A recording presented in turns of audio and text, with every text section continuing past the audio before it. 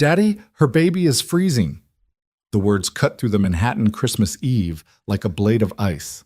David Miller, CEO of a billion-dollar hotel empire, stood frozen as his 5-year-old daughter Emily tugged desperately at his coat, pointing at a young woman huddled on a snow-covered bench, her body curved protectively around an infant whose lips had turned blue.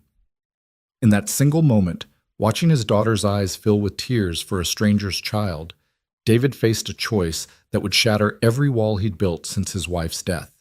If you're watching from your city tonight, comment below and let me know how far this story has traveled, because what happened next changed 4 lives forever.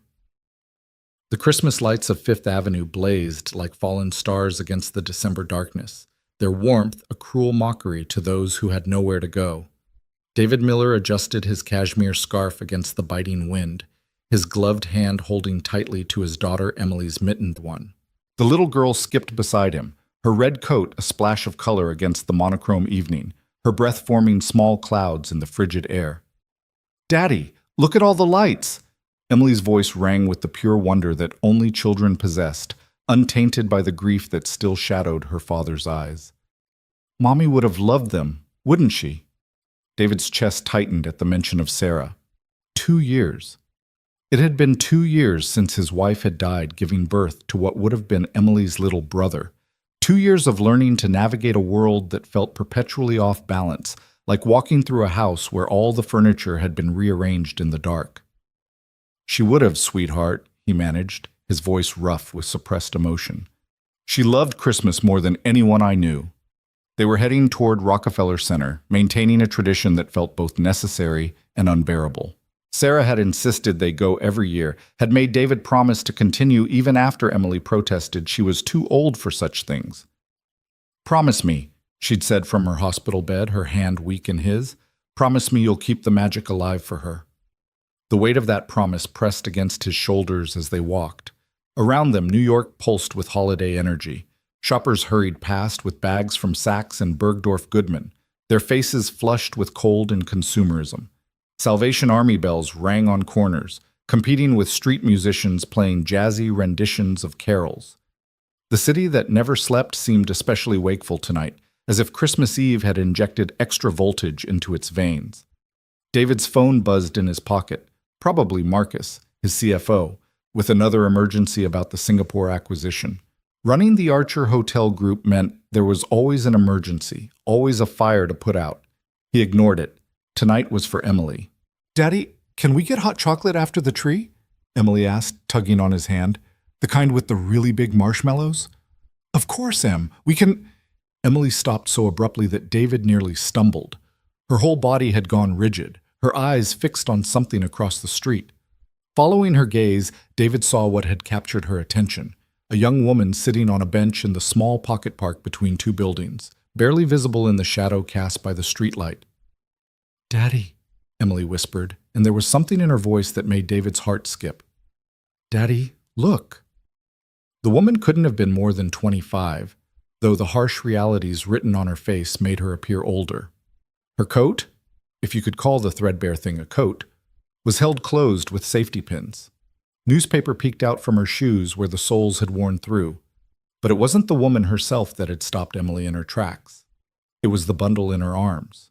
Even from across the street, David could see the woman's body curved protectively around something, rocking slightly in a rhythm every parent recognized.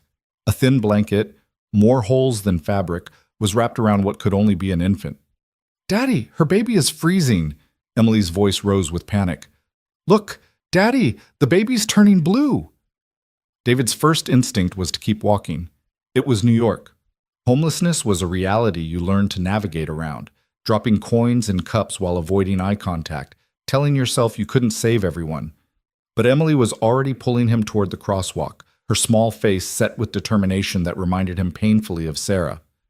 Honey, we can't just—" "Mommy wouldn't walk away," Emily said, and the words hit David like a physical blow. "Mommy always said we should help people. She said that's what love looks like, doing something when it's hard." The crosswalk signal changed. Emily was already moving, dragging David along with surprising strength for a 5-year-old. His mind raced through possibilities. Was this safe? What if the woman was dangerous? What if she was on drugs? But Emily's words echoed. Mommy wouldn't walk away. As they approached, David could see the situation was even more dire than it had appeared from across the street. The woman's lips were chapped and bleeding. Her hands, wrapped around the baby, were raw and red with cold. The infant, God, it couldn't be more than 3 months old, was barely moving. The woman's eyes snapped open as they approached, immediately filling with the wary fear of someone who'd learned to expect the worst from strangers. She pulled the baby closer, her body tensing as if preparing to run, though David doubted she had the strength. "Please," she said, her voice hoarse. "Please, I'm not doing anything wrong. I'll move. No," Emily said before David could speak. She was already unwinding her red scarf, the one Sarah had knitted for her last Christmas before she died. "This is for the baby. Please, it's warm."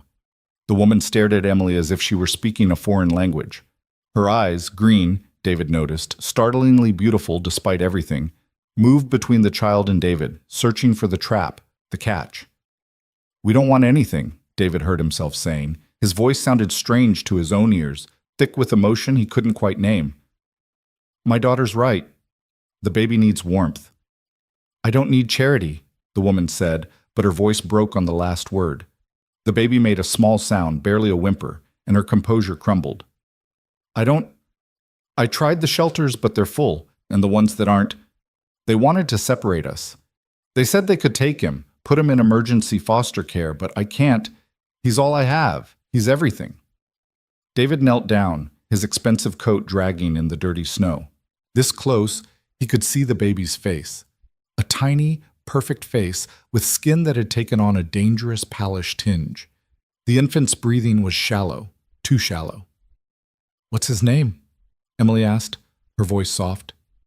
"Noah," the woman whispered. "His name is Noah.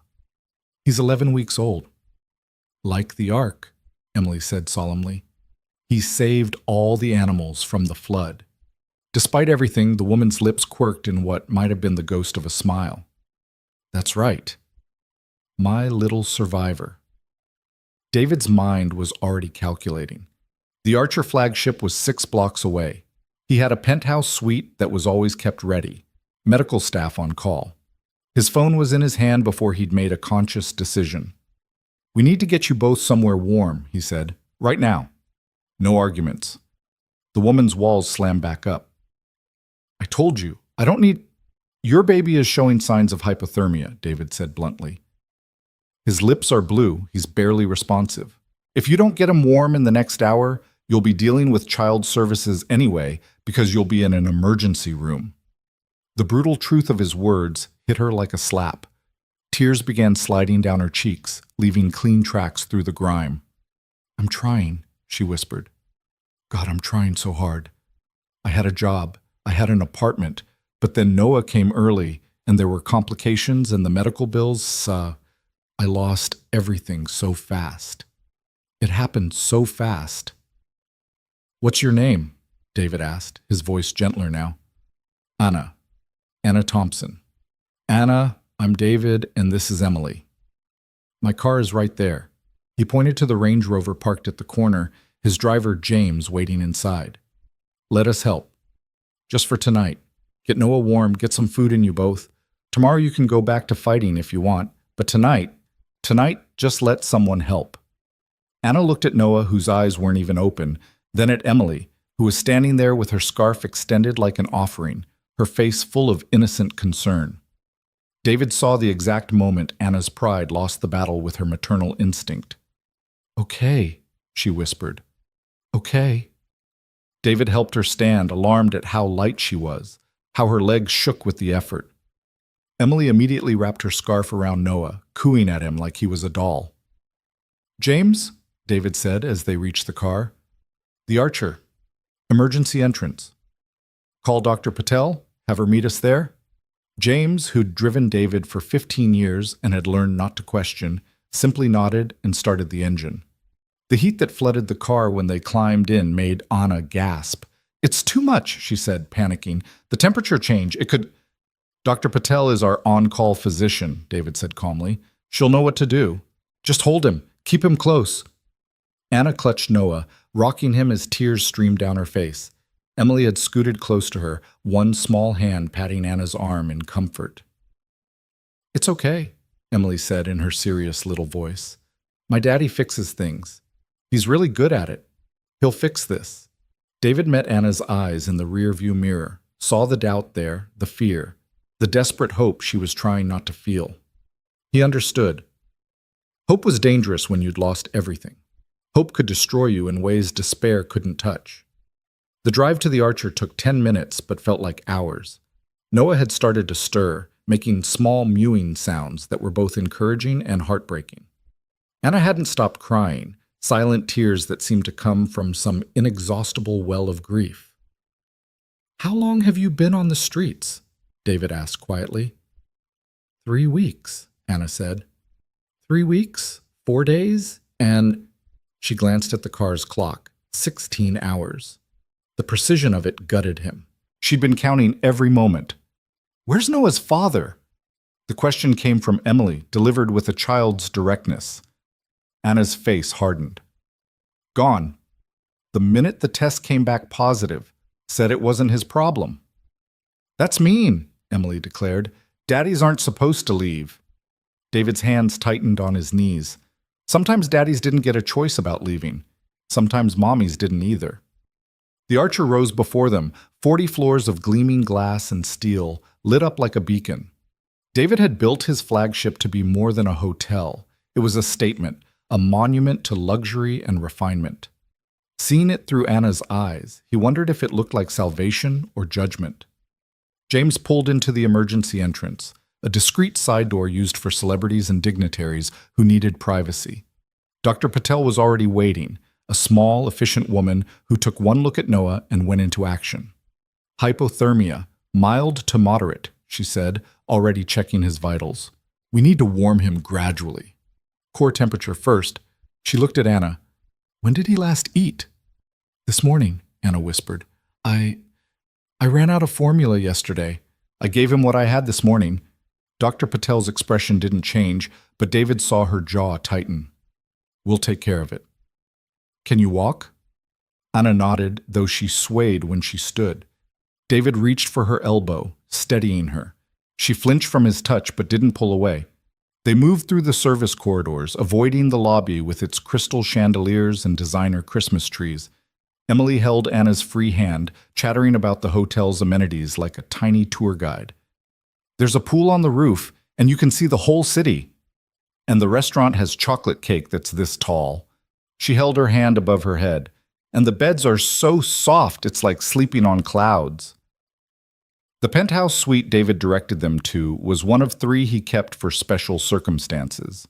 2,500 square feet of understated elegance, with floor-to-ceiling windows offering a panoramic view of Manhattan's glittering skyline. Anna stood in the doorway like she was afraid to enter, like crossing the threshold might cause her to wake up from a dream. This is too much," she said. I can't pay for this." "You're not paying," David said simply. "You're my guest." "I don't understand." Anna's voice was thick with confusion and suspicion. "Why would you do this?" "What do you want?"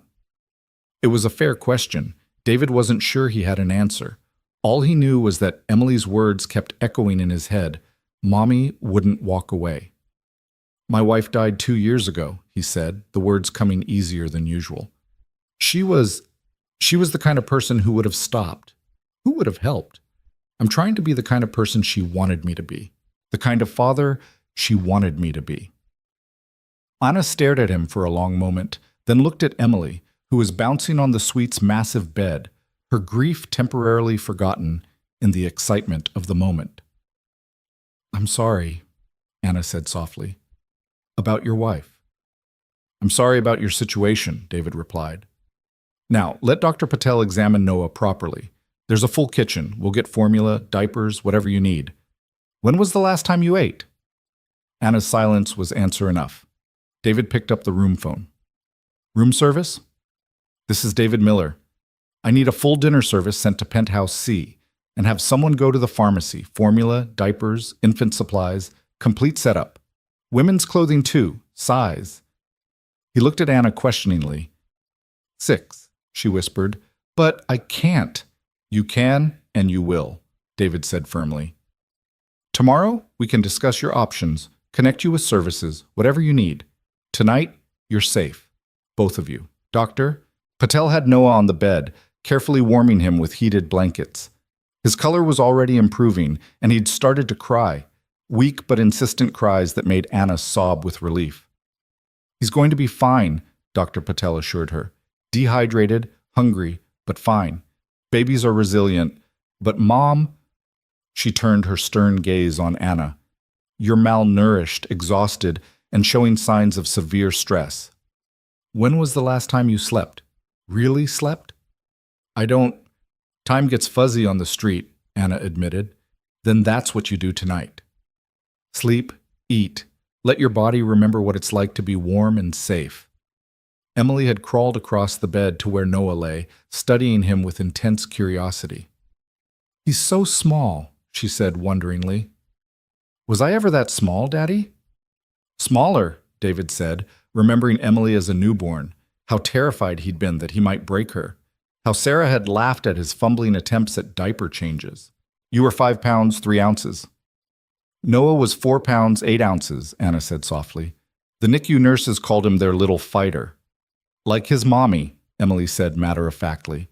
Room service arrived with a parade of carts, soup, salad, pasta, chicken, vegetables, an entire chocolate cake that made Emily squeal with delight. Anna stared at the spread like it might disappear if she blinked. This is too much, she kept saying. Eat, David said gently. Doctor's orders. Anna took a tentative bite of soup, then another. Then suddenly she was eating like she was afraid someone might take it away.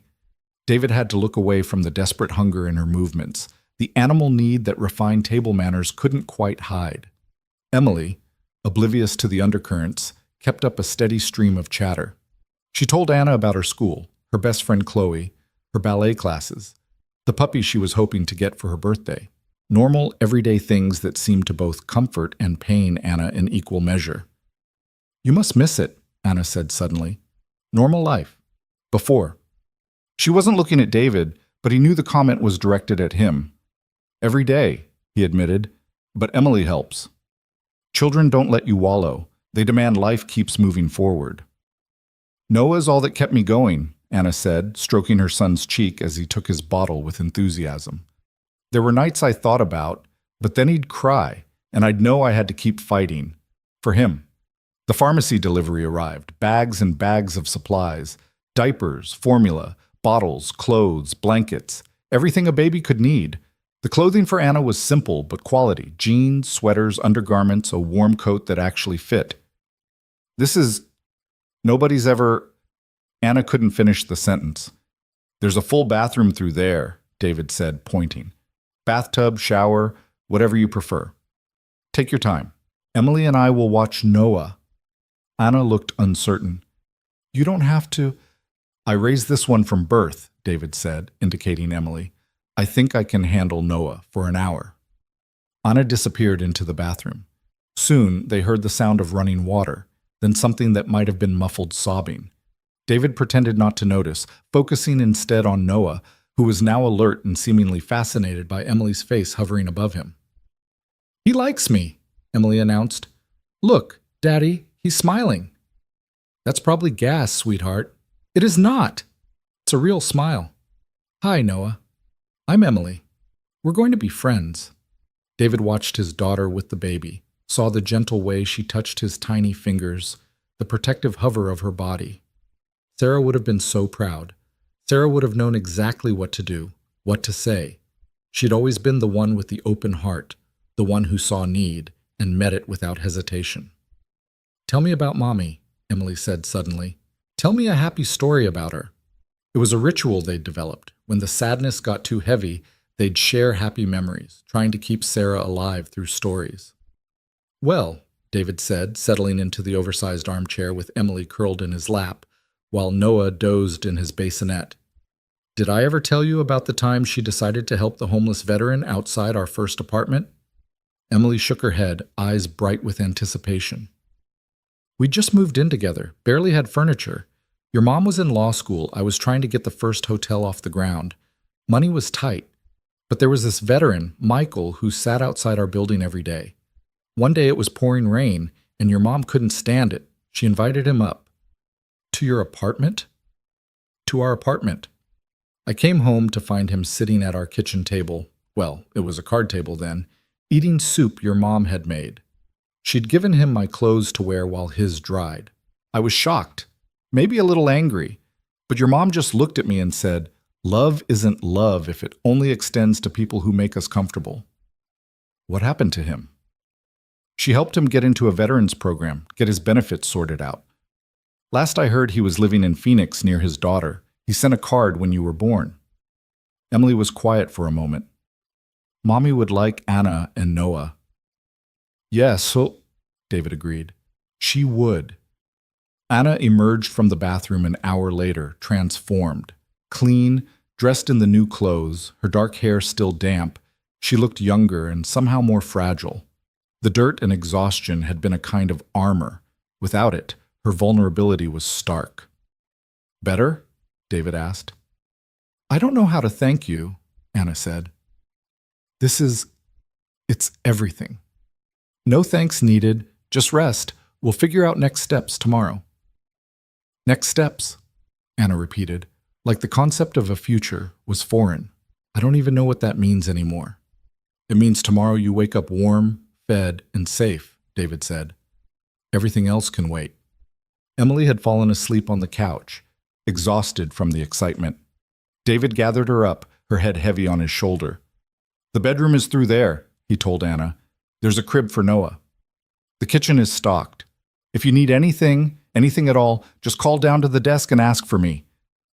You're leaving? There was panic in Anna's voice. I have an apartment on the floor below, David explained. You're not being abandoned. I promise. Anna looked around the suite, at sleeping Noah, at the view of the city lights.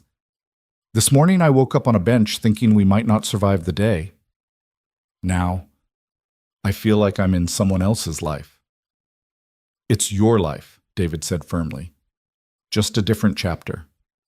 As he carried Emily to the elevator, David heard Anna singing softly to Noah, a lullaby, sweet and sad. The elevator doors closed on the sound, but it followed him down, settling into his chest like an ache. In his own apartment, David tucked Emily into bed, smoothing her dark hair back from her face. She stirred slightly. Daddy? We did good today, right? We did good, baby. Mommy would be proud. David's throat tightened. So proud. Emily smiled and drifted back to sleep. David stood watching her for a long moment, then walked to his study. The photo of Sarah on his desk smiled back at him, that radiant smile that had first caught his attention across a crowded lecture hall 15 years ago. I'm trying, he told her image. I'm trying to be the man you believed I could be. He poured himself a scotch and stood at the window, looking out at the city. Somewhere out there, how many other Annas were there? How many other Noahs? The problem was too big for one man to solve. But maybe that wasn't the point. Maybe the point was just to solve the problem in front of you, one Anna and Noah at a time. His phone buzzed, Marcus again, probably losing his mind over David's radio silence. There would be questions tomorrow, concerns about liability, about the company's image, about the wisdom of bringing strangers into their lives. David turned the phone off. Tomorrow's problems could wait until tomorrow. He thought about Anna's face when she'd walked into the suite, the disbelief and wonder and fear all mixed together. He thought about Noah's tiny fingers wrapping around Emily's finger. He thought about Sarah, always Sarah, and what she would say if she were here. Love isn't love if it only extends to people who make us comfortable. Outside, snow began to fall again, heavy flakes that would blanket the city by morning, covering the dirt and grime, making everything look clean and new. David finished his scotch and headed to bed, knowing that tomorrow would bring complications he couldn't yet imagine. But tonight, a mother and child were warm and safe. Tonight, his daughter had learned what compassion looked like in action. Tonight, maybe, Sarah would be proud. The city hummed its endless song outside his window, sirens and car horns and the distant rumble of the subway. New York never stopped, never paused, never gave you a moment to catch your breath. But sometimes, in the midst of all that relentless motion, you could create a moment of stillness, a moment of grace. David closed his eyes and tried not to think about Anna's green eyes, the way they'd looked when she'd said, "Nobody's ever makaetit ishcharaso sechem," and couldn't finish. He tried not to think about how long it had been since he'd felt truly useful, truly needed, truly alive. Change was coming. He could feel it in the air, like the electricity before a storm. Whether he was ready or not, whether it was wise or not, something had shifted tonight. The careful walls he'd built around his heart, the ones that kept him functional but numb, had developed a crack. And through that crack, life was beginning to seep in again. The morning arrived with a gentleness that felt almost foreign to Anna. For the first time in weeks, she woke not to the harsh bite of cold or the hostile stare of a security guard, but to soft sheets and the warm weight of Noah sleeping peacefully beside her. The suite was bathed in pale winter light, Manhattan spread out below like a different world entirely, one she could observe but no longer belonged to. Noah stirred, his tiny fist finding its way to his mouth, and Anna felt the familiar surge of fierce love mixed with terror. Every day since his birth had been a battle against impossible odds, and now this strange respite felt more frightening than another night on the streets. At least she understood the rules there. Here, in this palace of glass and marble, she was lost. A soft knock interrupted her thoughts. Anna tensed, pulling Noah closer, the animal instinct to protect still sharp despite the luxury surrounding them. "Anna? It's David. May I come in?" She found him standing in the doorway with Emily, both dressed for the day, carrying bags that smelled of fresh bread and coffee. Emily was practically vibrating with excitement, her dark hair pulled into pigtails that bounced as she moved. "We brought breakfast," Emily announced, pushing past her father with the confidence of a child who'd never met a room she didn't own. "Daddy says you might not know what you like, so we got everything. There's croissants and bagels and fruit and eggs and bacon and—" "Emily, breathe," David said with fond exasperation. He met Anna's eyes, and she saw something there that made her chest tighten. Not pity, which she'd grown used to, but a kind of careful respect. "How did you sleep?" "Like the dead," Anna admitted, then immediately worried it was the wrong thing to say. Too honest, too raw. But David just nodded. "First good night's sleep does that. After Sarah died, I didn't sleep properly for 3 months. Then one night, my body just gave up fighting, and I slept for 14 hours straight. Emily thought I died too." "I did not," Emily protested, but her face had gone serious. "I just got scared when you wouldn't wake up." Anna watched them, this father and daughter navigating grief with the clumsy grace of people who loved each other too much to let pain win. It made her think of her own father, how he disappeared one day when she was 7 and never came back. Her mother had spent the rest of her short life looking for him in bottles and strangers' faces. "Thank you for breakfast," Anna said, accepting a coffee cup from David. The first sip was heaven. Real coffee, not the watered-down stuff from shelter kitchens or the instant packets she'd sometimes stolen from convenience stores. "There's something we need to discuss," David said, settling into one of the suite's plush chairs, while Emily immediately gravitated toward Noah, cooing over him like he was a fascinating new toy. Anna's stomach dropped. Here it comes, she thought. The catch, the price. There was always a price. "I've made some calls," David continued, and Anna gripped her coffee cup tighter. "There's a program through the Manhattan Family Housing Initiative. They have transitional apartments, job training, childcare support. I know the director. We've donated to them for years. They can have a spot for you by Monday." Anna stared at him. That's in 3 days. "You're welcome to stay here until then, longer if needed. But I thought you'd want options, real options, not just charity." "Why?" The word came out sharper than she intended. "Why do you care what happens to us?" David was quiet for a moment, watching Emily help Noah grip her finger. "Did Emily tell you how her mother died?" She said, "In childbirth. Placental abruption, 0 warning. 1 minute Sarah was laughing about paint colors for the nursery, the next she was hemorrhaging. They saved Emily but couldn't stop the bleeding in time. Sarah got to hold her for exactly 3 minutes before—" He stopped, his jaw working. Anna recognized the look, the way grief could ambush you mid-sentence even years later. "I'm sorry," she whispered. "The point is, life can change in an instant. You know that better than most." Sarah believed in karma, in putting good into the world. She would have said meeting you wasn't random, that there was a reason Emily saw you on that bench. "You don't believe that?" David's smile was rueful. "I'm a businessman. I believe in spreadsheets and contracts and quantifiable results. But Emily has Sarah's heart, and when she sees someone who needs help, she can't walk away. Neither could her mother. I'm trying to honor that." Before Anna could respond, David's phone rang. He glanced at it, frowning. "I'm sorry. I need to take this." "It's the head of our Shanghai office." He stood, then paused.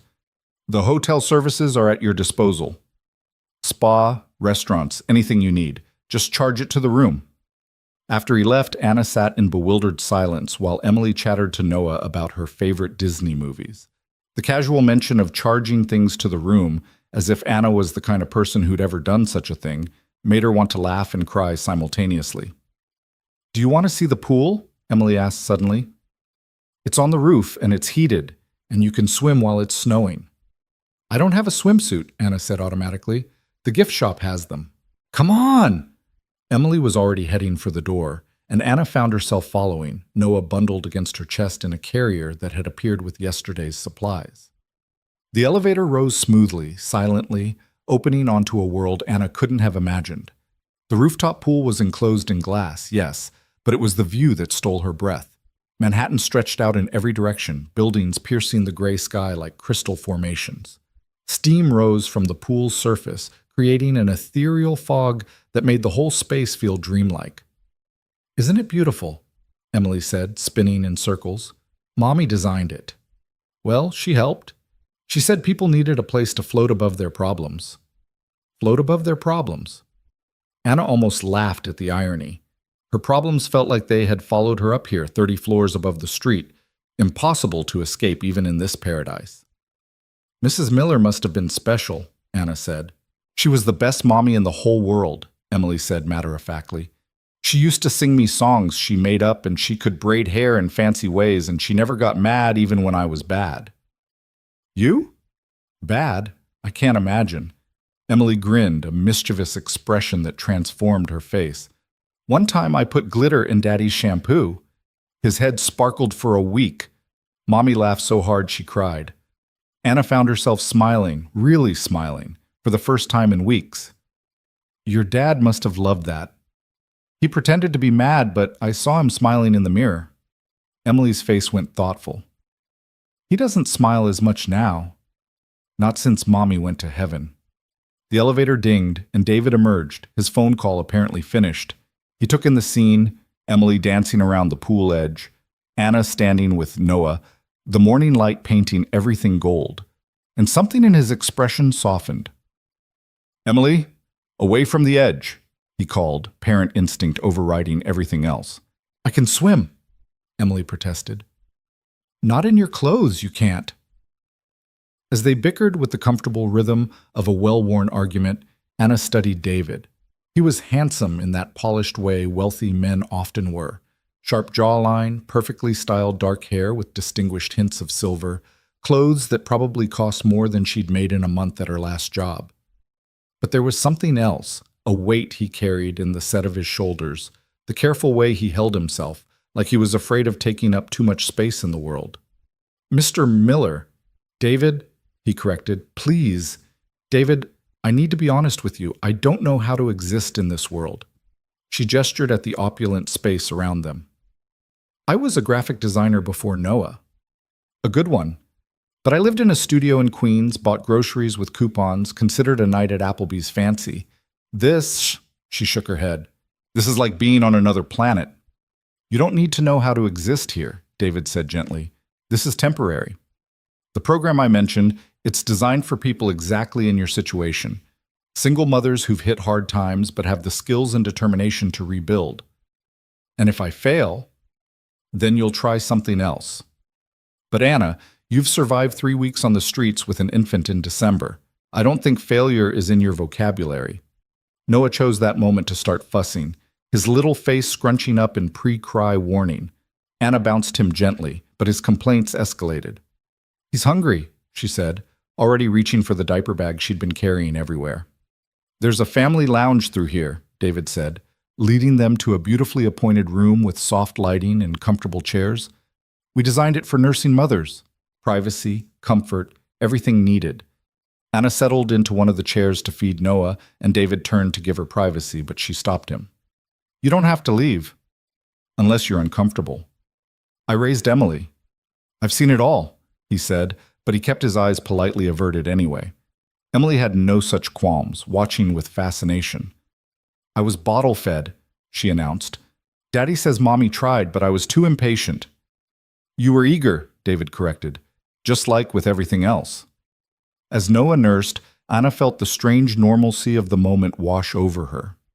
Here they were, strangers thrown together by circumstance, sitting in a room that probably cost more to decorate than most people's annual salaries, talking about infant feeding like any parents might.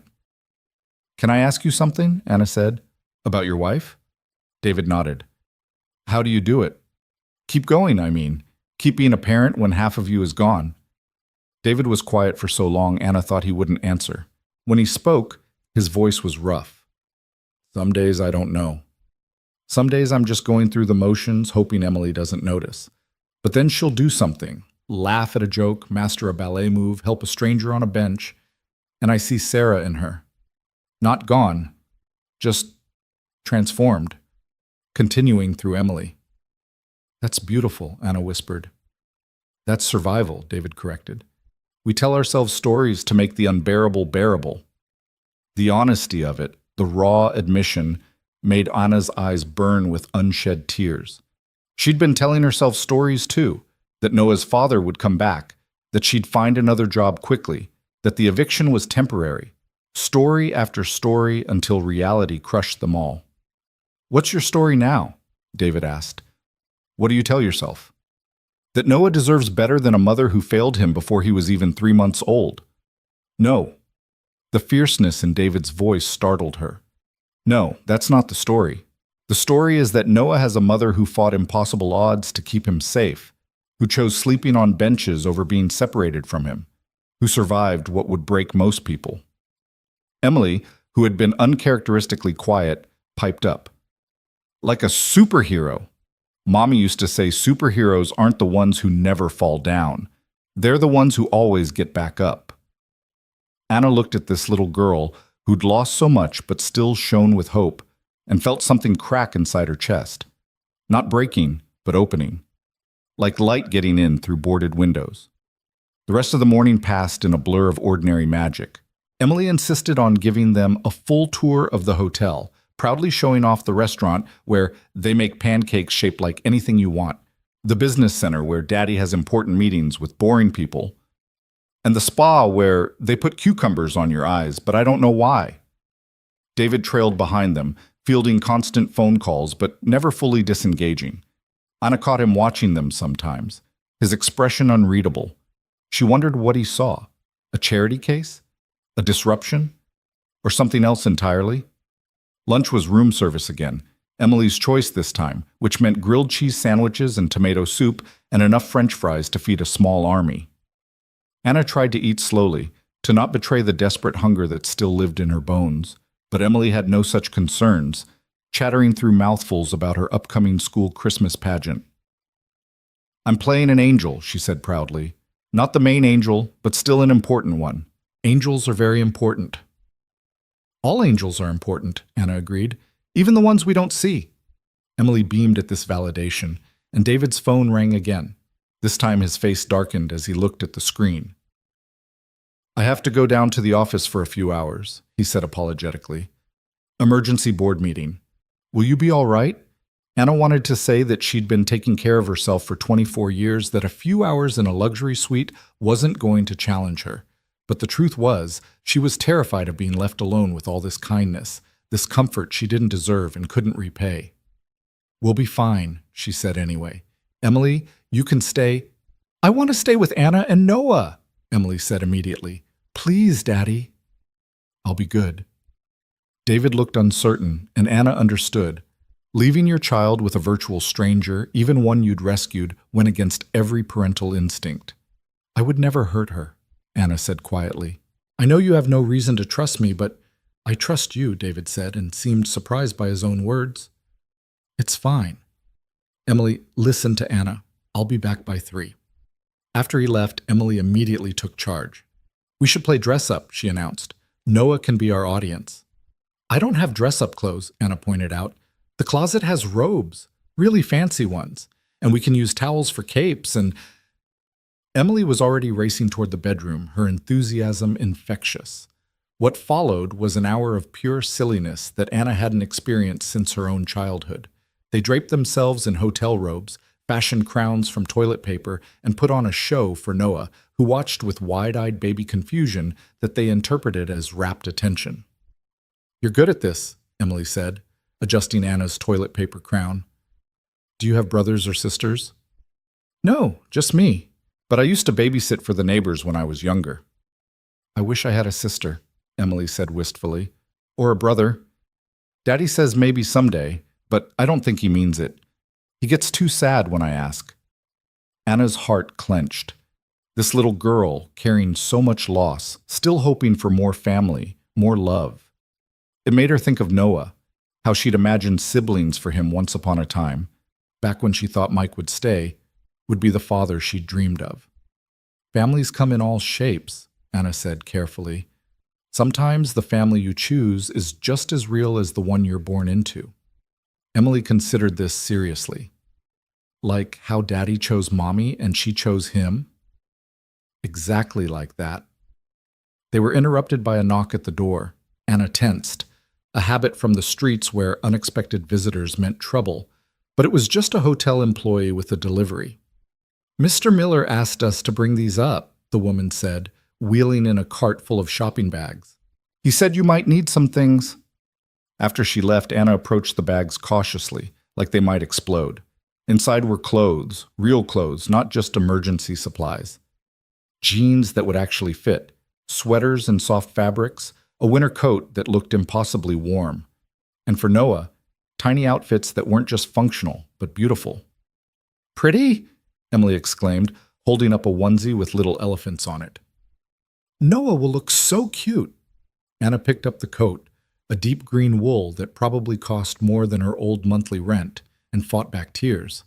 The last person who'd bought her clothes had been her mother, before the cancer took her. That had been 5 years ago. Why is your daddy doing this? She asked Emily, not really expecting an answer a 5-year-old could give. Emily looked up from the baby clothes, her expression surprisingly serious. Daddy says sometimes the best way to stop hurting is to help someone else stop hurting. The simple wisdom of it, delivered in a child's matter-of-fact tone, undid something in Anna. She sat down hard on the plush carpet, tears flowing freely now, while Emily patted her shoulder with small, comforting hands. It's okay to cry, Emily said sagely. Daddy cries sometimes too, usually in the shower where he thinks I can't hear. But crying helps the sad get out. Anna pulled the little girl into a hug, this child who'd lost so much but still had so much love to give. Emily hugged back fiercely, and for a moment Anna felt less alone than she had in months. When David returned, he found them like that. Anna and Emily on the floor surrounded by shopping bags, Noah between them on his blanket, all three looking at a picture book Emily had produced from somewhere. It's about a bunny who gets lost but finds his way home, Emily was explaining. Mommy used to read it to me when I got scared. David's expression when he took in the scene was something Anna couldn't quite read. Pain, maybe, but also something softer, like seeing a future he'd thought was impossible. How was your meeting? Anna asked, suddenly self-conscious about being on the floor in a borrowed hotel robe with toilet paper still in her hair from their game. Tedious, David said, but he was smiling slightly. The board is concerned about the Singapore expansion. They think we're overextending. Are you? He looked surprised by the question. Maybe. Sarah always said I was too ambitious for my own good, but ambition is easier than stillness. If I keep moving, keep building, I don't have to think about... He trailed off, but Anna understood. She'd been the same after her mother died, taking on extra shifts, extra projects, anything to avoid the quiet moments when grief could catch up. "Daddy, can Anna and Noah come to my Christmas pageant?" Emily asked suddenly. "It's tomorrow night, and everyone gets to bring guests, and—" "Emily, I'm sure Anna has—" "We'd love to come," Anna interrupted, surprising herself. "If that's okay?" Emily squealed with delight, launching herself at Anna for another hug. Over her head, Anna met David's eyes. There was a question there, and a warning maybe, but also something that looked like gratitude. The afternoon wore on with the strange domesticity of people playing at being a family. David ordered dinner from the hotel restaurant. Real food, Emily insisted, not room service. And they ate at the suite's dining table like this was normal, like they'd done it 100 times before. "Tell Anna about the time you caught the fish," Emily demanded through a mouthful of pasta. David groaned. "That's not a dinner story." "It is." "It's funny." Emily turned to Anna. "Daddy took me fishing last summer, and he caught a fish, but when he tried to take it off the hook, it jumped and hit him in the face, and he fell in the lake." "The fish was clearly vindictive," David said with mock seriousness. "It had been planning that attack all morning." "Fishes can't plan," Emily giggled. "They don't have big enough brains." "This one did." It was an evil genius fish. As they bantered, Anna found herself laughing, really laughing, for the first time since Noah's birth, maybe longer. She'd forgotten what it felt like to be part of something warm and silly and safe. Noah, who'd been contentedly watching from his bouncer, chose that moment to produce what could only be described as an explosive diaper. The smell was immediate and overwhelming. "Oh God," Anna muttered, jumping up. "I'm so sorry, Baptism by fire," David said calmly. Or in this case, baptism by... Well, Emily once managed to hit the ceiling during a change. The ceiling, Anna. I still don't understand the physics of it. "It was baby's superpowers," Emily said solemnly. As Anna changed Noah, she could hear David and Emily clearing the table, their voices a comfortable duet of routine. This was what she'd imagined when she was pregnant. Not the luxury, but the partnership, the shared jokes, the easy rhythm of family life. "All clean," she announced, returning with a fresh-smelling Noah. "Can I hold him?" Emily asked. "I promise to be careful." Anna looked at David, who nodded. "She's actually very good with babies. One of her friends has a little brother." Emily sat very still as Anna placed Noah in her arms, supporting his head like she'd been taught. Noah stared up at her with that unfocused baby intensity, and Emily stared back, fascinated. "He has your eyes," Emily told Anna. "Green like emeralds. Mommy had green eyes too." David went very still. Anna saw him swallow hard, his hand gripping the back of the chair. "Did she?" Anna asked gently.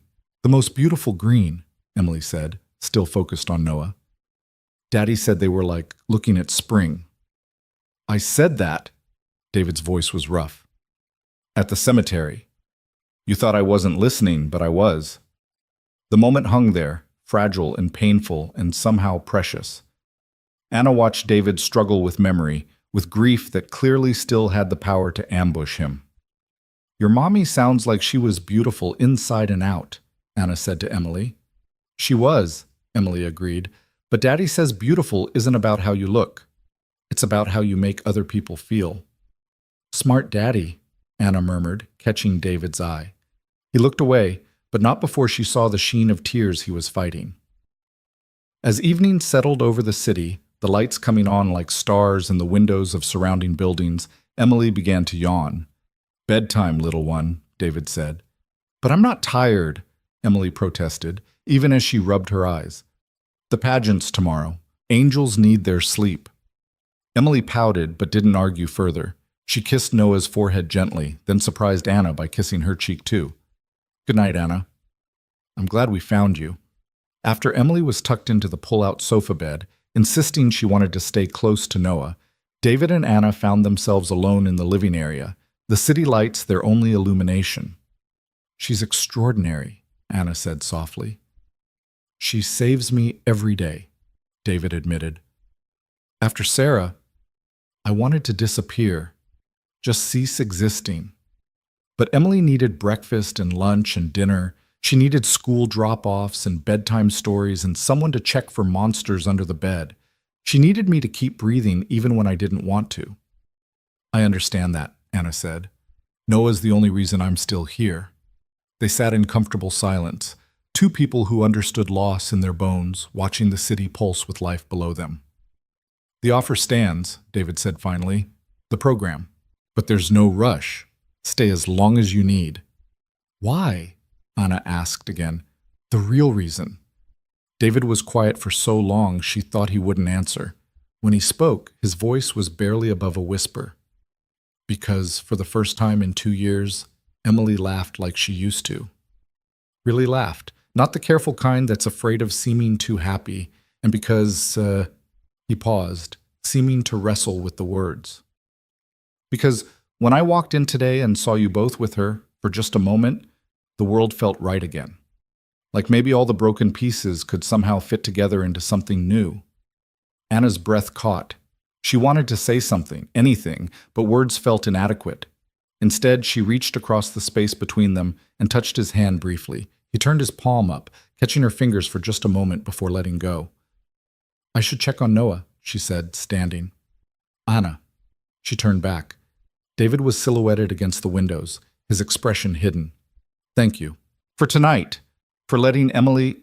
Just thank you. Anna nodded, not trusting her voice, and went to check on her son. Noah was sleeping peacefully in his crib, tiny chest rising and falling with perfect rhythm. Next to him, Emily had kicked off her covers, one arm flung out like she was reaching for something in her dreams. Anna covered her gently, and Emily stirred slightly. Anna? She mumbled, still mostly asleep. Yes, sweetheart? Are you going to stay? Anna looked at this little girl who'd lost so much, at her baby son who deserved so much better, at the lights of the city that had chewed her up and spit her out and somehow led her here. For now, she whispered. I'm staying for now. Emily smiled and drifted back to sleep. Anna stood watching both children, hers and this one who'd claimed a piece of her heart in less than 2 days, and wondered if maybe, just maybe, broken things really could be put back together. Not the same as before, but different. Maybe even stronger. Outside, snow began to fall again, and Anna thought about David's words, all the broken pieces fitting together into something new. It sounded impossible. It sounded like hope. It sounded like the kind of story Sarah Miller might have believed in. And for the first time in months, Anna let herself believe in it too. The auditorium of St. Catherine's Elementary was exactly what Anna had expected from a private school on the Upper East Side. Polished wood floors, perfect acoustics, and parents who looked like they'd stepped out of a Ralph Lauren catalog. She stood at the entrance holding Noah, acutely aware that despite the new clothes David had bought her, she still felt like she had homeless stamped on her forehead. There's Daddy! Emily exclaimed, waving enthusiastically from her position in the angel chorus on stage. She was wearing a white robe with gold tinsel wings, her face glowing with excitement. David appeared at Anna's elbow, having arrived separately from his office. He'd changed from his business suit into something more casual, but still expensive. Dark jeans and a cashmere sweater that probably cost more than Anna's entire former wardrobe. You came, he said, and there was something in his voice that suggested he hadn't been entirely sure she would. I promised Emily, Anna said simply. I don't break promises to children. They found seats near the middle, David nodding to various parents who eyed Anna with poorly concealed curiosity. She could practically hear their thoughts. Who was this woman with David Miller? Where was she 2 years ago when Sarah died and the gossip mill went into overdrive about eligible widowers? Ignore them, David murmured. Half of them are on their 3rd marriages, and the other half are held together by Xanax and wine. Anna stifled a laugh, adjusting Noah, who was fascinated by the stage lights. An elegant blonde woman in the row ahead turned around, her smile sharp as crystal. David, how wonderful to see you here. And who's this? Her eyes raked over Anna with the kind of assessment that cataloged everything from her drugstore mascara to the price tag on her new coat. This is Anna Thompson, David said smoothly. Anna, this is Margaret Whitfield. Her daughter Chloe is Emily's best friend. Oh, you're the one staying at the hotel. Margaret's voice rose just enough to ensure the surrounding parents heard. Emily told Chloe all about you. Such a generous thing David's doing, taking in a homeless mother and baby. The holidays really do bring out the charity in people, don't they? The words hit Anna like ice water. Charity. That's what she was. David's good deed for the season, something to make him feel better about his wealth while she played the grateful pauper. Anna's my friend. Emily's voice rang out from the stage, clear and fierce. The entire chorus had gone quiet, and Emily was standing with her hands on her hips, glaring at Margaret. She's not Charity. She's my friend and Noah's mommy, and she's staying with us because we want her to. Emily, her teacher said gently, we need to start the program. But Emily wasn't done. And Mrs. Whitfield, my mommy said, if you don't have anything nice to say, you should keep your mouth shut. A ripple of shocked laughter went through the audience. David's face was a study in mixed emotions, mortification, pride, and something that looked like suppressed amusement. Margaret turned back around, her face flushed. I'm sorry, David started to say to Anna, but she shook her head. Don't. She's defending me. No one's ever... Anna's voice caught. No one's defended me like that since my mother died. The pageant began, but Anna barely heard the songs and readings. She was too aware of David beside her, of the way he unconsciously leaned toward her when Noah fussed, how he smiled when Emily forgot her line and improvised something about angels liking chocolate chip cookies. This was what Mike had promised her: partnership, family, belonging. But Mike had run the moment things got difficult, while David, a complete stranger, had opened his world to her without asking for anything in return. It didn't make sense. Nothing about the last 3 days made sense. After the pageant, Emily bounded over to them, still in her angel costume. Did you see me? Did you see when I sang the high note? You were perfect, David said, scooping her up, even when you improvised. Mrs. Whitfield was being mean, Emily said, shooting a glare at the woman's retreating back.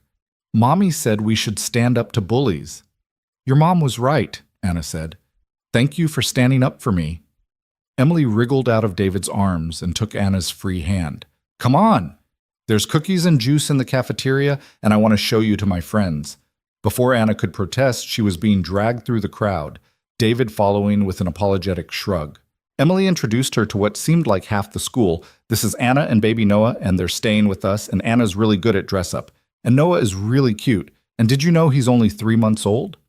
Some parents were kind, offering congratulations on Noah and polite conversation. Others kept their distance, clearly uncomfortable with the situation. Anna felt like an exhibit at a zoo. The homeless woman David Miller had rescued, a story they'd tell over wine later. I need some air, she told David after an hour of forced smiles and awkward small talk. There's a garden courtyard through here, he said, leading her outside.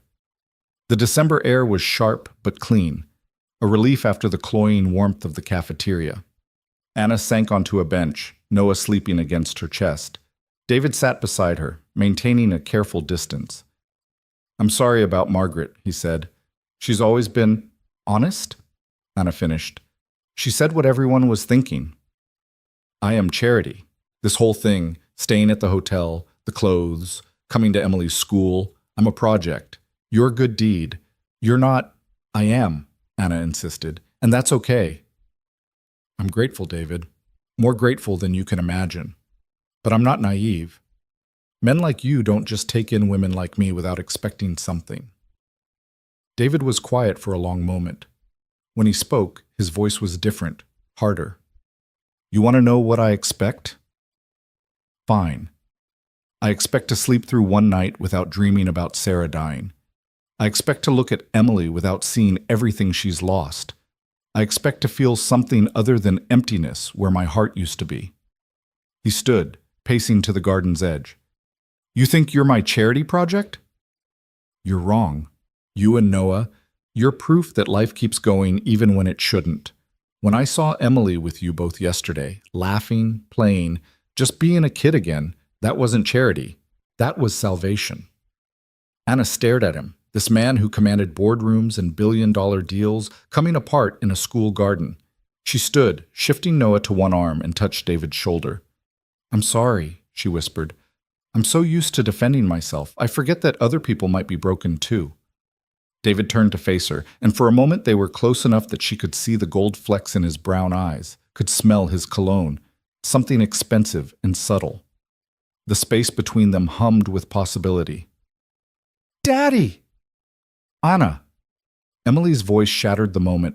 She came running into the garden, her angel wings crooked. "They're doing the Teacher Appreciation Awards. We have to go back." David stepped back, the moment broken. But as they walked back inside, Anna felt something had shifted. The careful walls they'd both maintained had cracked, revealing the raw truth underneath. They were two people drowning in different oceans, but somehow finding air in each other's presence. The next morning arrived gray and cold, snow clouds heavy over Manhattan. Anna woke to find David already in the suite's kitchen, making coffee while Emily sat at the counter eating cereal and chattering about her friend Isabella's birthday party next week. "Can Anna and Noah come?" Emily asked through a mouthful of Lucky Charms. "That's up to Isabella's parents, sweetheart," David said carefully. "But I want them there. Isabella has a baby brother too, and Noah could play with him." Anna accepted a cup of coffee from David, their fingers brushing in the exchange. That brief contact sent an unexpected jolt through her. When was the last time she'd been touched with gentleness by someone who wasn't her child? "We need to talk about Monday," David said quietly. "The program I mentioned." "Right.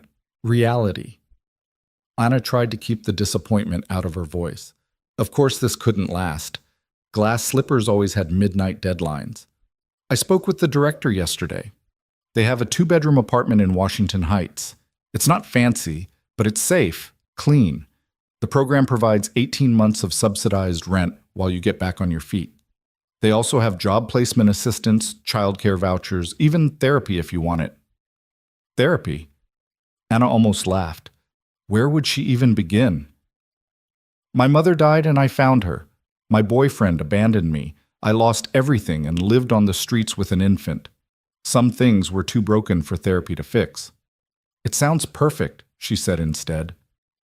"There's another option," David said, not meeting her eyes. "The hotel has a staff position opening up. Guest services coordinator. It comes with the apartment. A small 1-bedroom in the building we own on East 78th. Not charity," he added quickly. "You'd be working. Full benefits, decent salary. The hotel provides employee childcare." Anna's hand stilled on her coffee cup. "Why would you do that? "Because you're qualified. I looked you up, your portfolio, your work history. You're talented, Anna. You just hit a rough patch." "You looked me up?" David had the grace to look embarrassed. "I wanted to understand how someone like you ended up on the streets," Anna finished. "It's simpler than you think. Hospital bills from Noah's birth. Complications meant I couldn't work for 2 months. No work meant no income. No income meant eviction. No apartment meant no address for job applications. It's a downward spiral that's almost impossible to stop once it starts." "But it can be stopped," David said. "The position, it's real. No special treatment. You'd report to Marcus, my CFO. He doesn't do favoritism, trust me. If you're not good at the job, you're out." Emily, who'd been suspiciously quiet, suddenly piped up. "If Anna works at the hotel, does that mean I'll see her every day?" "It means Anna would be very busy," David said carefully. "This would be her job, not whatever you're imagining, Em." But Emily was already spinning fantasies. "Noah could come to my school's daycare. We could have lunch together. Anna could help with my homework." "Emily." David's voice held a warning. Anna looked between them. This father trying to maintain boundaries while offering her a lifetime. This little girl who'd already decided Anna belonged in their world. It was too much, too fast, too good to be true. "I need to think," she said. David nodded. "Of course. Take your time. The program doesn't need an answer until Sunday." Before anyone could say more, David's phone rang. He frowned at the screen, then answered with a terse, "Miller." His face darkened as he listened. "No comment. No, Marcus, I said no comment. I don't care what they're printing." He hung up, his jaw tight. Anna felt dread pool in her stomach. "What is it?" she asked. David was already pulling up something on his tablet. He turned it toward her, and Anna's heart sank. The headline screamed, "Hotel Mogul's Homeless Mistress, David Miller's Scandalous New Romance." The article was accompanied by a photo clearly taken yesterday at the school. David's hand on Anna's back as he guided her inside, Emily between them like a perfect family portrait. Another showed them in the garden, standing close enough to suggest intimacy. "Oh, God," Anna breathed. "David, I'm so sorry. This is—" "Bullshit," David said flatly. "This is complete bullshit, and we're going to ignore it." But Anna was already reading, each word a nail in the coffin of her dignity. The article painted her as a gold digger who targeted a grieving widower, using her baby to manipulate his daughter.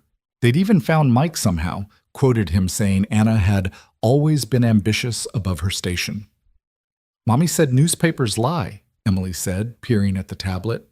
"She said they make up stories to sell papers." "Your mom was right," David said, but Anna could see the tension in his shoulders, the careful way he was holding himself. "This will hurt your business," Anna said. "Your reputation." "My reputation?" David laughed, but there was no humor in it. "My reputation is that I'm a workaholic who neglected his dying wife for merger meetings. They've written worse about me." "But this affects Emily." "No," Emily interrupted, her small face fierce. "I don't care what they say. Anna's our friend. Friends don't leave because of stupid newspapers." David's phone was ringing again. Then Anna's, the cheap prepaid David had bought her. Then the hotel room phone. The vultures were circling. "Pack your things," David said suddenly. Anna's heart dropped. Of course. He needed distance from the scandal. She understood. "I'll go." "We'll go," David corrected. "All of us.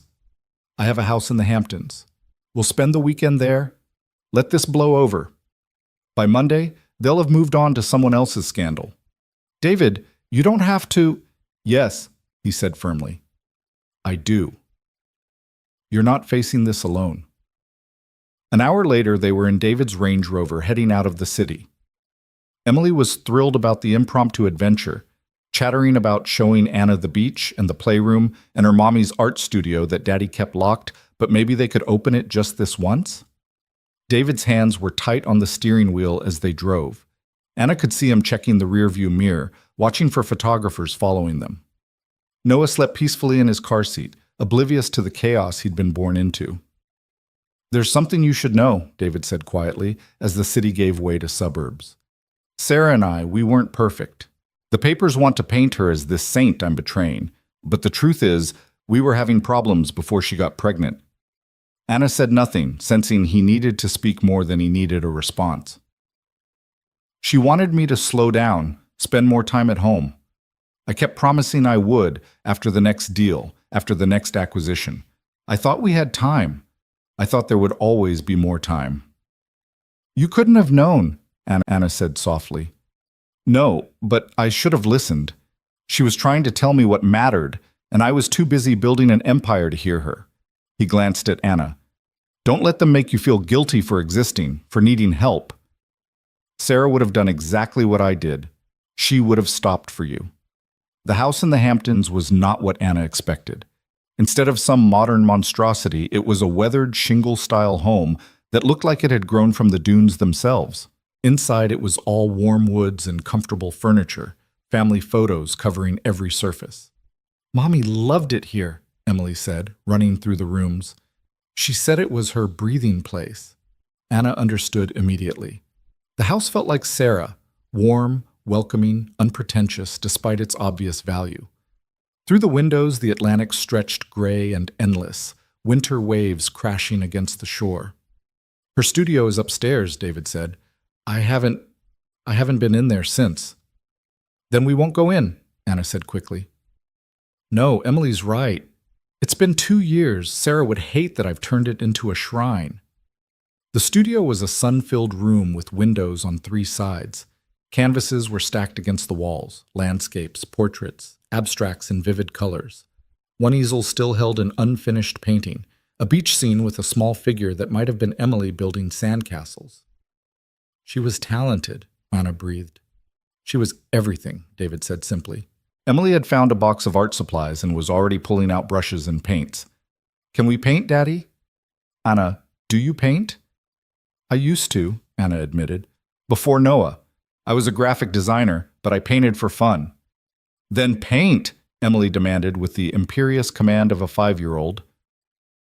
They spent the afternoon in Sarah's studio, Emily making enthusiastic messes while Anna tentatively picked up a brush for the first time in months. David sat in the corner with Noah, pointing out the window at seabirds, his deep voice a soothing rumble. Anna found herself painting from memory, the view from her old apartment, a tiny slice of sky between buildings. It wasn't much, but it had been hers. As she painted, she felt something loosening in her chest, some knot that had been pulled tight for so long she'd forgotten it was there. "That's beautiful," David said, appearing at her shoulder. "It's sad," Anna countered. "Can it be both?" Emily demanded they hang all the paintings to dry, creating an impromptu gallery. Looking at them, Emily's chaotic rainbow, Anna's lonely skyline, even David's attempt at a sailboat that looked more like a banana, Anna felt a strange sense of completion, like they'd made something together, even if it was just a mess of paint and possibility. That evening, after Emily was asleep, Anna found David on the deck despite the cold, staring out at the dark ocean. She joined him, pulling the blanket she'd brought around both their shoulders. "The story's gotten worse," he said, showing her his phone. Now they were speculating about whether Anna had targeted David, whether the baby was even hers, whether this was all an elaborate con. "Maybe I should go," Anna said. "Disappear? Let you get back to your life. Is that what you want?" Anna thought about it, really thought about it. "No," she admitted, "but what I want hasn't mattered for a long time."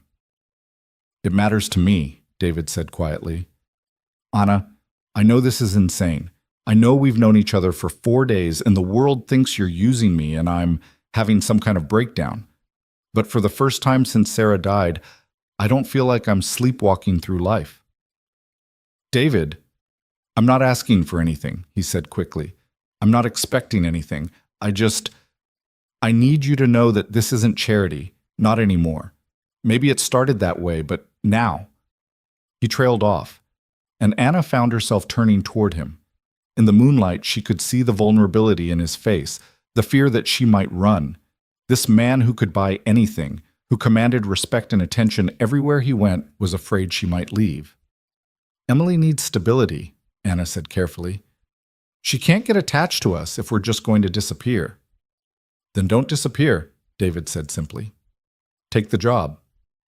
Take the apartment, not for me, but for you and Noah. Build a life, Anna. Let us be part of it, whatever that looks like. And if the press will always find something to write about. I've learned you can't live your life trying to avoid their stories." Anna thought about Noah, about the life she wanted for him.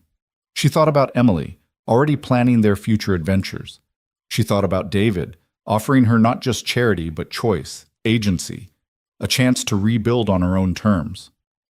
"Okay," she said. "The job." "I'll take the job."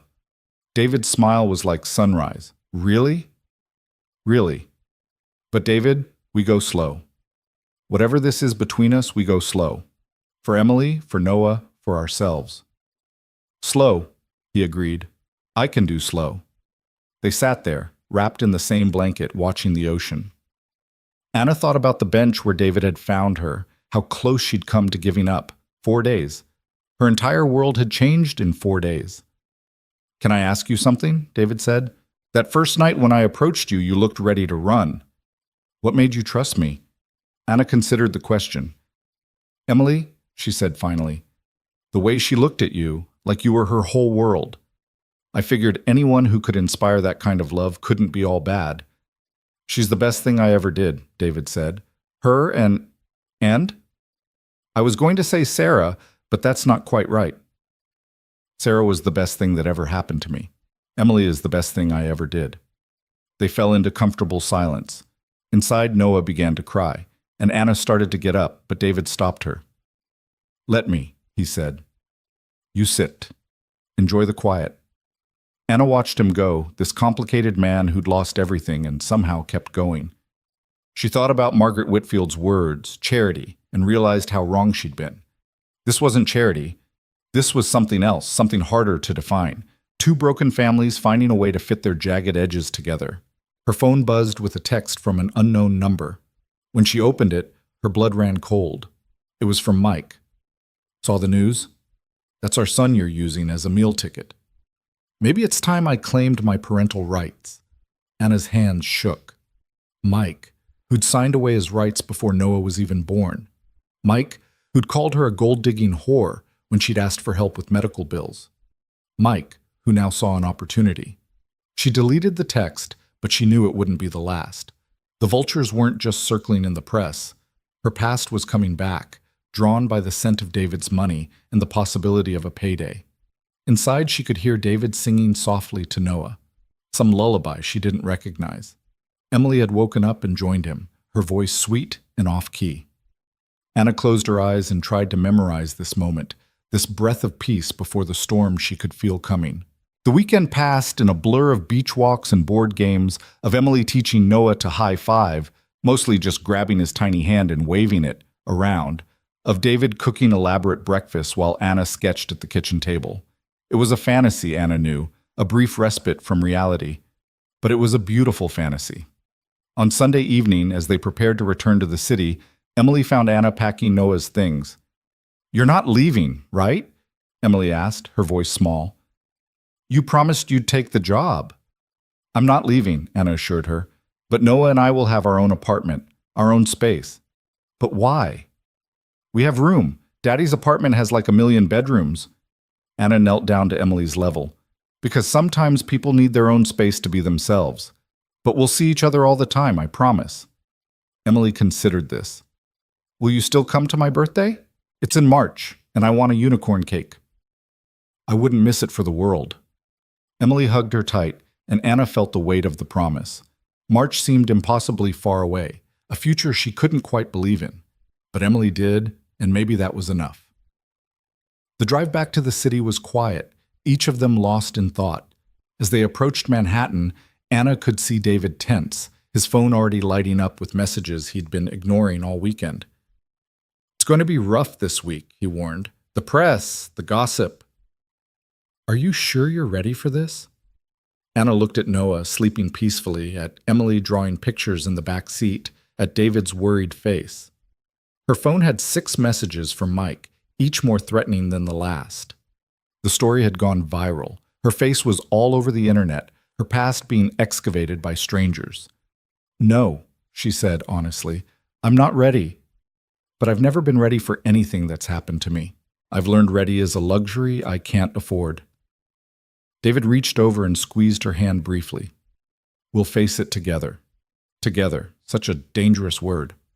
Anna had learned not to trust in together, not to lean on anyone but herself. But looking at David's determined face, at Emily's innocent trust, she thought maybe, just maybe, she could try one more time.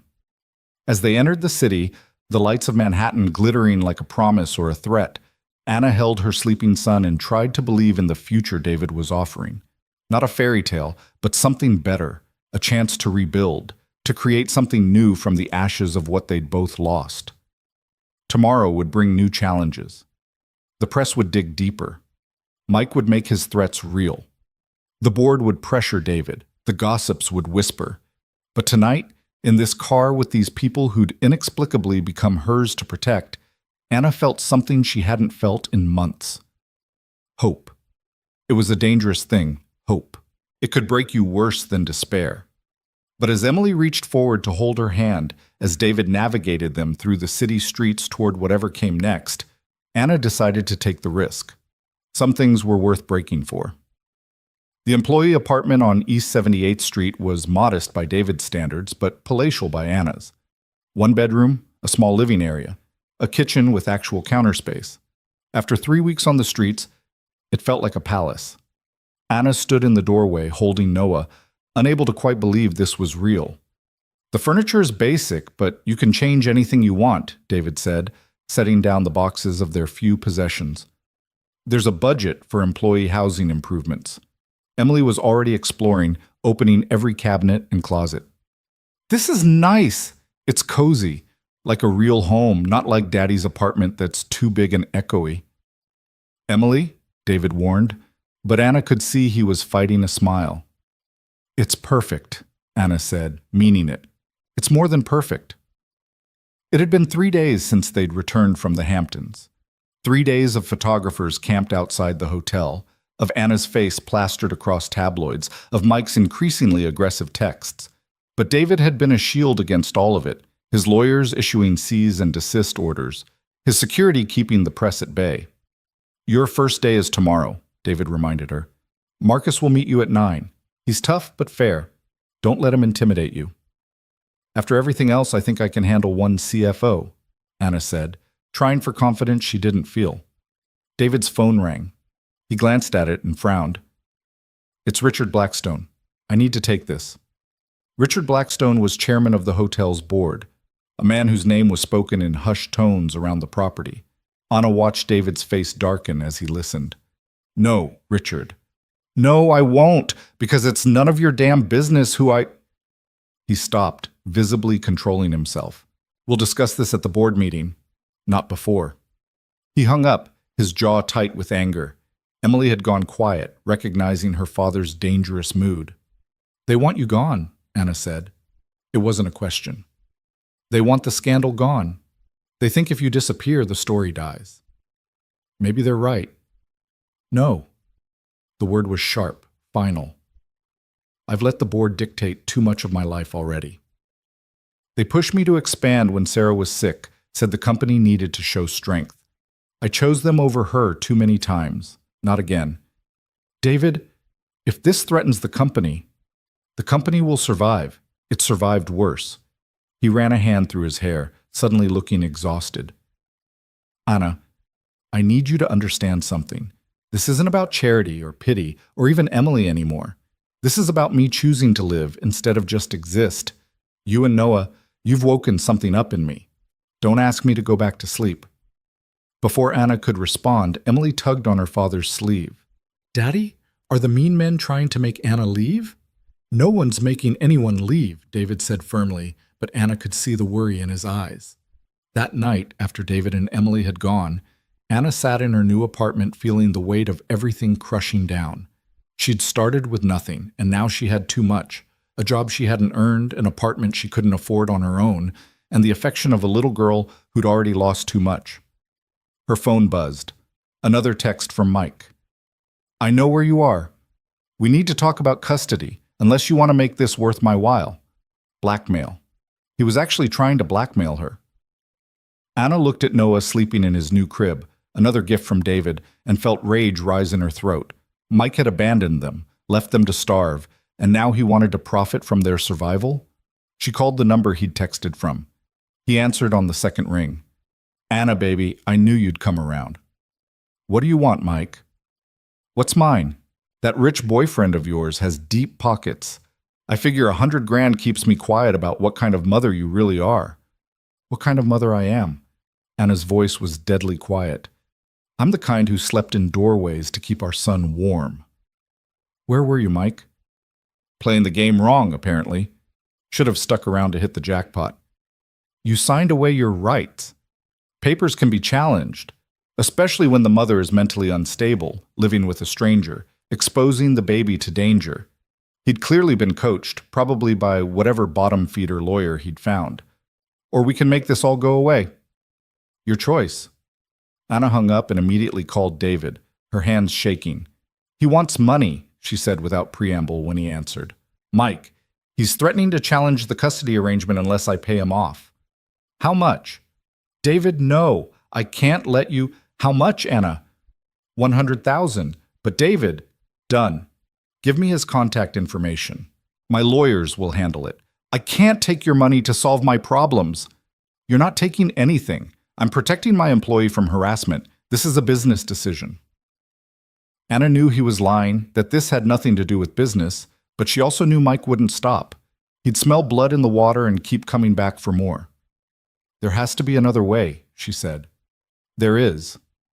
We could let him take you to court, drag your name through more mud, traumatize Noah with a custody battle. Is that what you want?" Anna closed her eyes, defeated. "No." "Then let me help.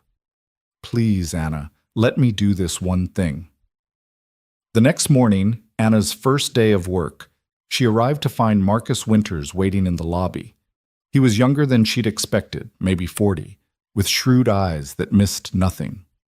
Miss Thompson, let's be clear about something from the start. I don't care about your relationship with David. I don't care about the gossip. I care about whether you can do this job. The moment you can't, you're gone. David can't protect you from me. Understood? Understood, Anna said, oddly relieved by his bluntness. Good. Now, let's see what you can do. The work was challenging but manageable.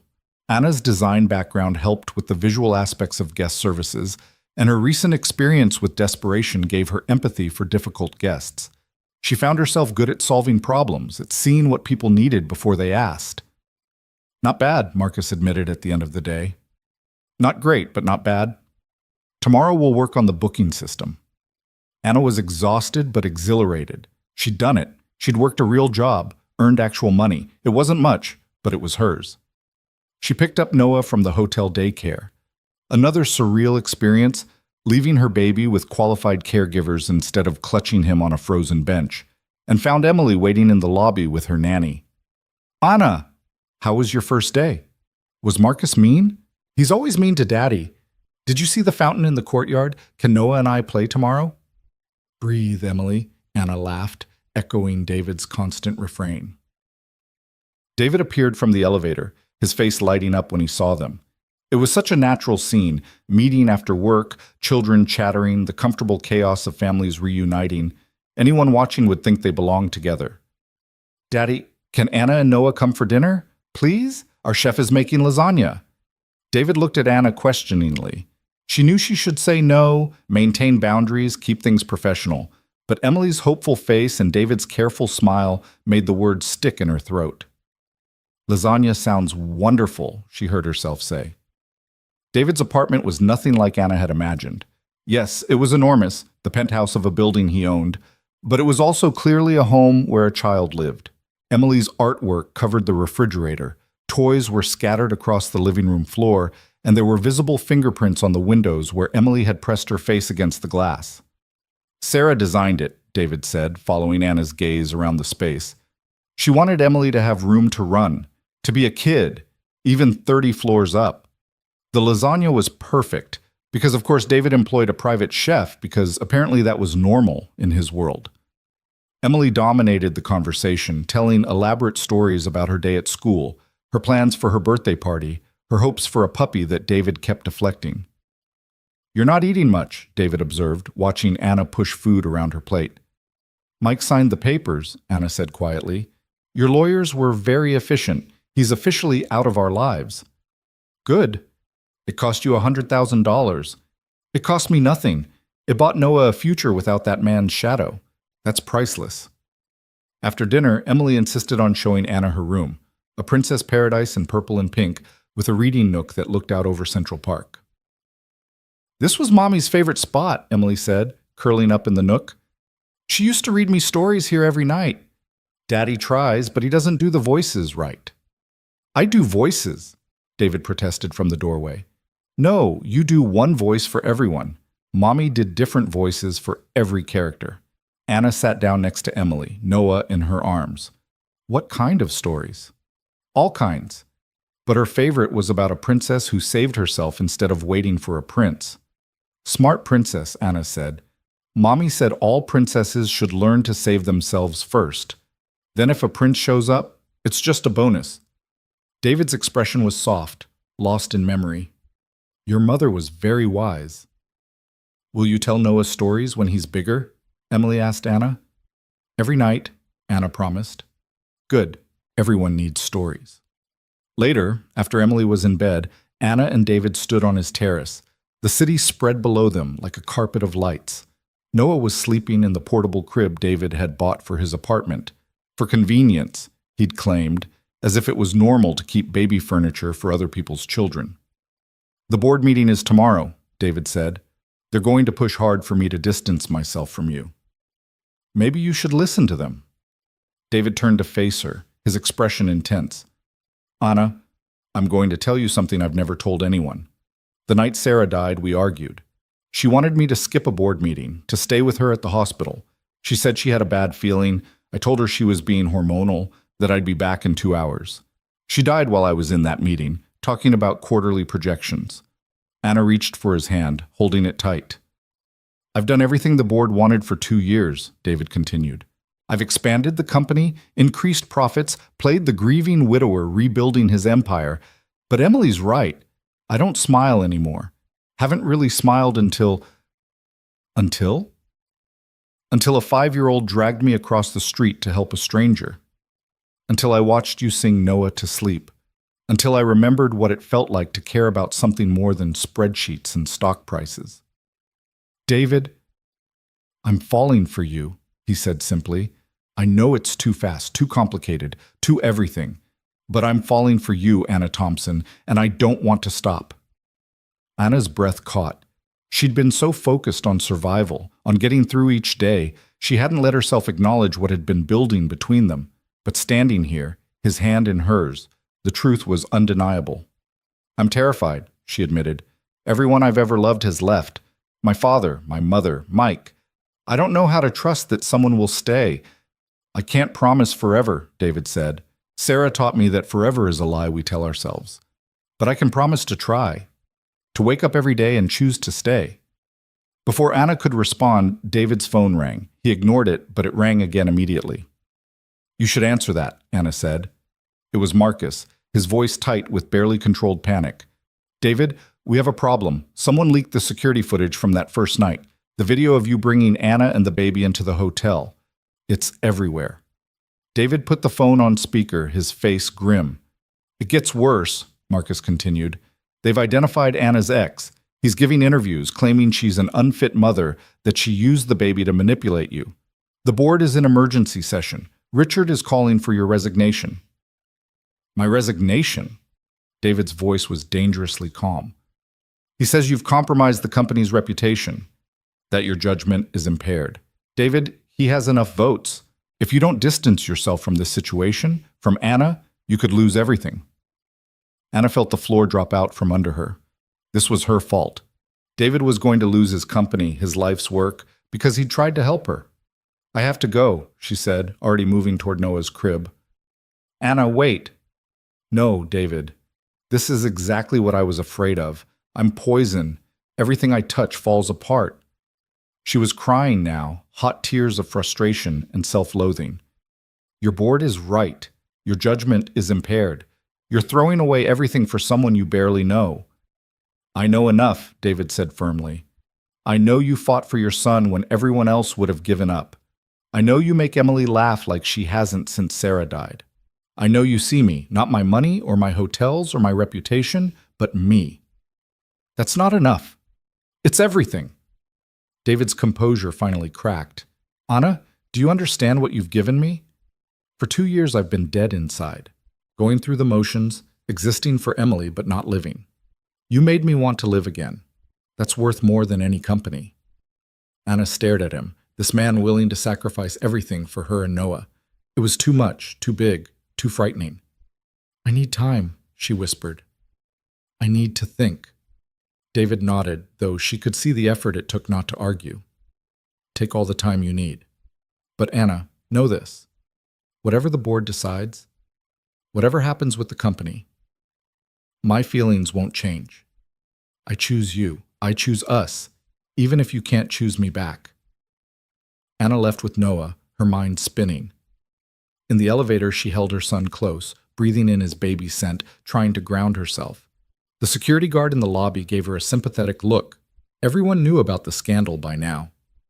Her phone was buzzing with texts, 3 from David, which she couldn't bear to read, 1 from an unknown number that made her blood run cold. You think you've won, but I know things about you that would make your precious David run. Mike hadn't given up. The 100,000 had just been the beginning. She was almost to her apartment when she saw them, photographers, dozens of them, surrounding the building. Someone shouted her name, and suddenly they were swarming, cameras flashing, voices yelling questions. Anna, is it true you targeted David Miller? How much is he paying you? Is the baby really yours? Anna clutched Noah, trying to push through, but they pressed closer. Noah started crying, overwhelmed by the noise and lights. Anna felt panic rising. They were trapped. Then suddenly David was there, appearing from nowhere with building security. He wrapped his arm around Anna, shielding her and Noah with his body, his voice cutting through the chaos. "Back off, all of you, or I'll have you arrested for harassment. This is private property." They made it inside, Anna shaking, Noah screaming. David guided them to the elevator, his hand steady on her back. "How did you know?" Anna gasped. "The security guard called me. I was already on my way over." He hit the button for her floor. "Anna, you can't stay here. It's not safe." "I'm not going back to your apartment." "Then the hotel. Just for tonight, until we figure something out." Anna wanted to argue, but Noah was still crying, and she was so tired. Tired of fighting, of running, of being strong. "Okay," she whispered. "Just for tonight." But even as David called for his car, even as they snuck out the back entrance, Anna knew nothing would ever be just for tonight with them. They were past that, past simple, past safe. The hotel suite felt like coming full circle. Same luxury, same view, but everything had changed. Anna wasn't a stranger David had rescued anymore.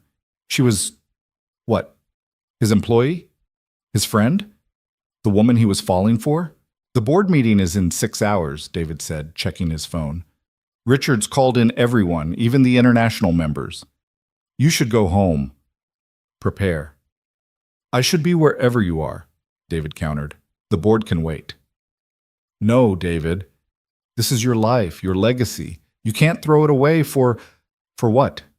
For love?" The word hung between them, heavy with possibility. "Because that's what this is, Anna. Or what it could be if you'd let it." Anna looked at him, this beautiful, broken man offering her everything. She thought about her mother, who died still waiting for Anna's father to come back.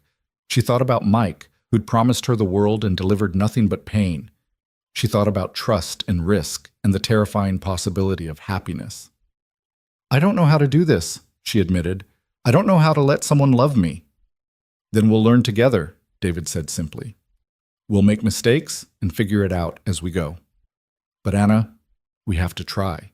Emily needs us to try. Noah needs us to try. I need us to try." A knock at the door interrupted them. David opened it to find Marcus standing there, his expression grim. "The board's been meeting all night," he said without preamble. "Richard has the votes, David. Unless you publicly renounce any romantic involvement with Ms. Thompson, you're out as CEO by morning." "Then I'm out," David said calmly. "David, don't be stupid. This company is your life." "No," David corrected. "It was Sarah's in my dream." "But dreams change, Marcus. People change. I'm not the same man who built this empire." Marcus turned to Anna. "You could stop this. Walk away. Let him keep what he's worked for." Anna looked at David, saw the certainty in his eyes. He'd already chosen. The question was, what would she choose? "I tried to walk away," she said quietly. "He followed me. He keeps following me, even when I push him away." "Because you're worth following," David said. Marcus threw up his hands. "You're both insane. Fine. Throw away $1 billion company for some romantic notion. But don't say I didn't warn you." After he left, David and Anna sat in silence, the weight of what was happening settling over them. "I can't let you do this," Anna said finally. "It's already done. The moment I brought you here that first night, it was done. I just didn't know it yet. Your board will either accept my decision or not. Either way, I'll be fine. I have enough personal wealth to never work again. Emily will be fine. The question is, will you be fine? Can you handle being with someone the press calls a fool for love?" Anna laughed, surprising herself. Better a fool for love than a fool for nothing. David smiled, that rare, real smile that transformed his face. "Is that what we are? Fools for love?" "Maybe," Anna said, moving closer to him. "But maybe that's not the worst thing to be." David pulled her into his arms, and Anna let herself be held. For the first time since her mother died, she felt safe.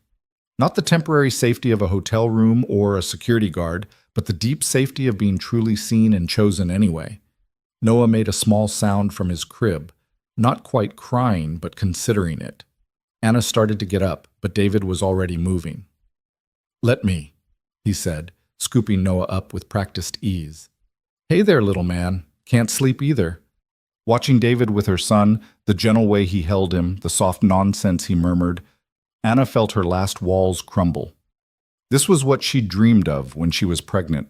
Not the luxury, but the partnership. Someone who'd get up in the night, who'd share the weight of raising a child. "Tell me about Sarah," Anna said suddenly. "Tell me about falling in love with her." David looked surprised but settled back on the couch with Noah, considering the question. "We met in college. She was studying art. I was in business. We shouldn't have worked, but somehow we did. She made me see the world differently, not as something to conquer, but something to appreciate. She was light, Anna, pure light. You miss her." "Every day. But lately, it's different, less like drowning, more like a gentle ache, something I can carry without it crushing me." "Because of Emily?" "Because of you," David corrected. "You and Emily and Noah. You've shown me that life keeps going, that there's still beauty after loss." Anna moved closer, Noah between them, this makeshift family that shouldn't work but somehow did. "The board meeting will happen whether I'm there or not," David finished. "Richard wants me out. He has the votes. By noon tomorrow, I won't be CEO anymore." "How are you so calm?" David looked at her, really looked at her. "Because for the first time in 2 years, I know what matters. And it's not the company." Anna's phone buzzed. Another unknown number. Against her better judgment, she answered. "Miss Thompson? This is Jennifer Walsh from the New York Times. I'm writing a story about your relationship with David Miller, and I wanted to give you a chance to tell your side." Anna started to hang up, but something in the woman's tone stopped her. "What do you mean, my side?" "Your ex-boyfriend has made some serious allegations about your mental health, your fitness as a mother. And there are questions about Mr. Miller's judgment, his stability after his wife's death. This is your chance to set the record straight." Anna looked at David, who was listening intently while still rocking Noah. "The record," Anna said slowly, "is that David Miller saved my son's life.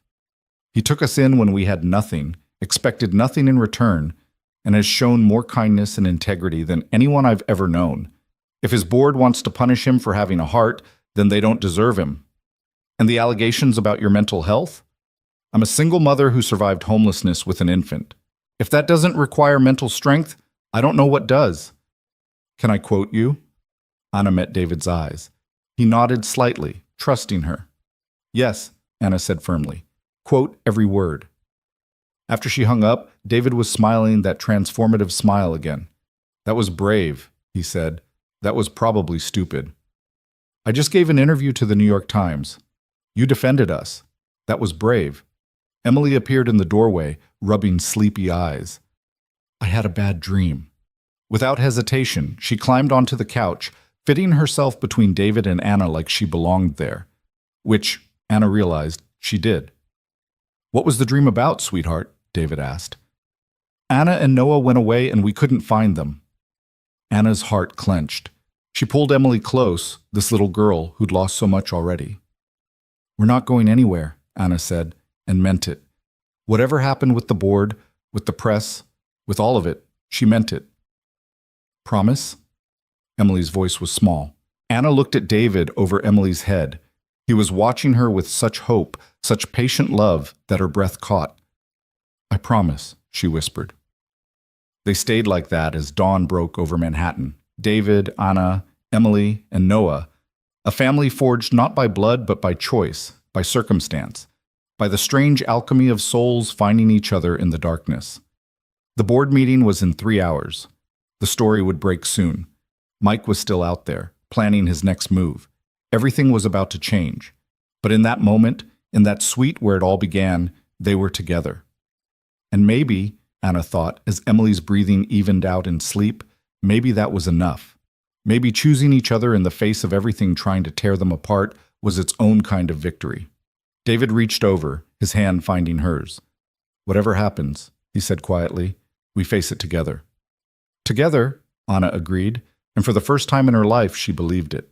The boardroom at the Archer Hotel Group headquarters was a study in corporate power. Floor-to-ceiling windows overlooking Manhattan, a massive mahogany table that had witnessed dozens of million-dollar deals, and portraits of past chairmen watching like sentinels. David stood at the head of the table, facing 12 board members who'd flown in from around the world for this emergency session. Richard Blackstone sat directly opposite him, his silver hair gleaming under the lights, his expression one of paternal disappointment calculated to maximum effect. "David," Richard began, his voice carrying the weight of 40 years in business, "we've known each other since you were fresh out of Harvard. I watched you build this company with Sarah. I held Emily the day she was born. This isn't personal." "Everything is personal, Richard," David replied calmly. "You just pretend otherwise when it suits you." "The numbers don't lie," board member Patricia Chen interjected, sliding a tablet across the table.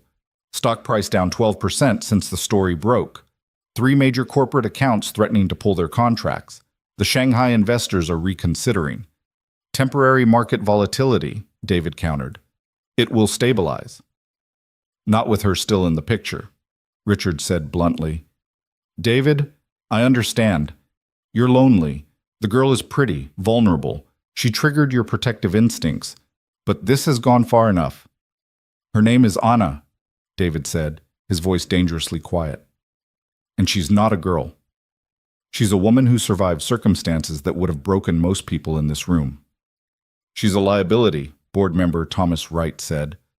"Her ex-boyfriend sold his story to 3 tabloids this morning. Claims she has a history of mental instability, that she deliberately got pregnant to trap him."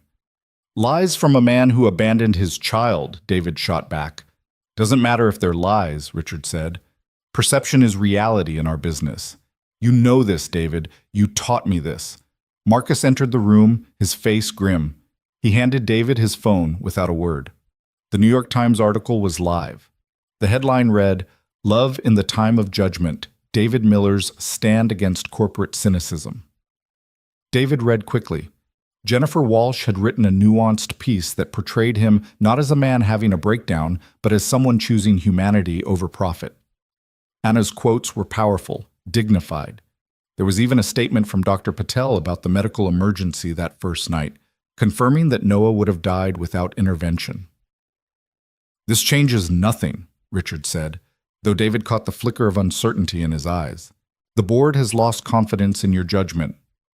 "Then remove me," David said simply. "But know this, I own 32% of this company. Sarah's trust, which I control until Emily turns 21, owns another 15%. You remove me, and I'll sell every share to Marriott. They've been circling for years." The room erupted, board members shouting over each other, Richard's face turning an alarming shade of red. David stood calmly in the center of the storm, thinking about Anna and Noah back at the hotel, about Emily at school, about what really mattered. "You wouldn't dare," Richard finally managed. "Try me," David said. "I'm done living for this company. I'm done sacrificing everything that matters for quarterly earnings. Sarah died while I was in this room, Richard, in this exact room, discussing expansion strategies while she bled out in a hospital bed. I won't make that mistake again." "What do you want?" Patricia asked, ever practical. 6 months, David said. "Give me 6 months to prove this won't affect business. If I'm wrong, I'll step down voluntarily. No fight, no selling to competitors. But if I'm right, if the numbers recover and the scandal dies, you never question my personal life again." The board exchanged glances. Richard's jaw worked like he was chewing glass. 3 months, Richard countered. 6, David insisted, and Anna keeps her job regardless. She's proven herself valuable to Marcus already. She's been there one day, Thomas protested. And Marcus doesn't keep dead weight, David reminded them. If she wasn't capable, she'd already be gone. The vote was close, 7-5 in favor of the 6-month trial. David felt no victory, only exhaustion. These people had once been friends, allies in building something magnificent. Now they were just obstacles between him and the life he was trying to build. As the board members filed out, Richard lingered. "You're making a mistake, David. That girl will take you for everything." "The only mistake I made was waiting for permission to live my life," David replied. "And Richard?" If you ever call Anna that girl again, our professional relationship ends immediately. David left the boardroom to find Marcus waiting in his office. That was either brilliant or suicidal, Marcus said. Probably both, David admitted, loosening his tie. How's Anna? Hiding in your hotel with your daughter, who apparently faked a stomachache to skip school and protect Anna from, and I quote, mean photographers. David couldn't help but smile. Of course, Emily had launched her own protection campaign. The Times piece is getting traction, Marcus continued. Hashtag Save David and Anna is trending. The public loves an underdog love story. It's not a story, David said firmly. It's our life. Which is why it works, Marcus said. David, I wasn't sure about this. But seeing you these past few days, you're different. More like the man who started this company with Sarah, less like the ghost you've been since she died. David's phone rang. Anna's name appeared on the screen. David, her voice was shaky. You need to come back. Something's happened. He was out the door before she finished the sentence, Marcus close behind. The drive to the hotel felt endless, David's mind spinning through possibilities. Had Mike shown up? Had something happened to Noah? To Emily? He found them in his office at the hotel, Anna holding Noah, Emily curled against her side, and a woman he didn't recognize standing by the window. She was older, well-dressed, with eyes that looked startlingly familiar. David, Anna said. This is Catherine. She's Mike's mother. David tensed, moving protectively closer to Anna and the children.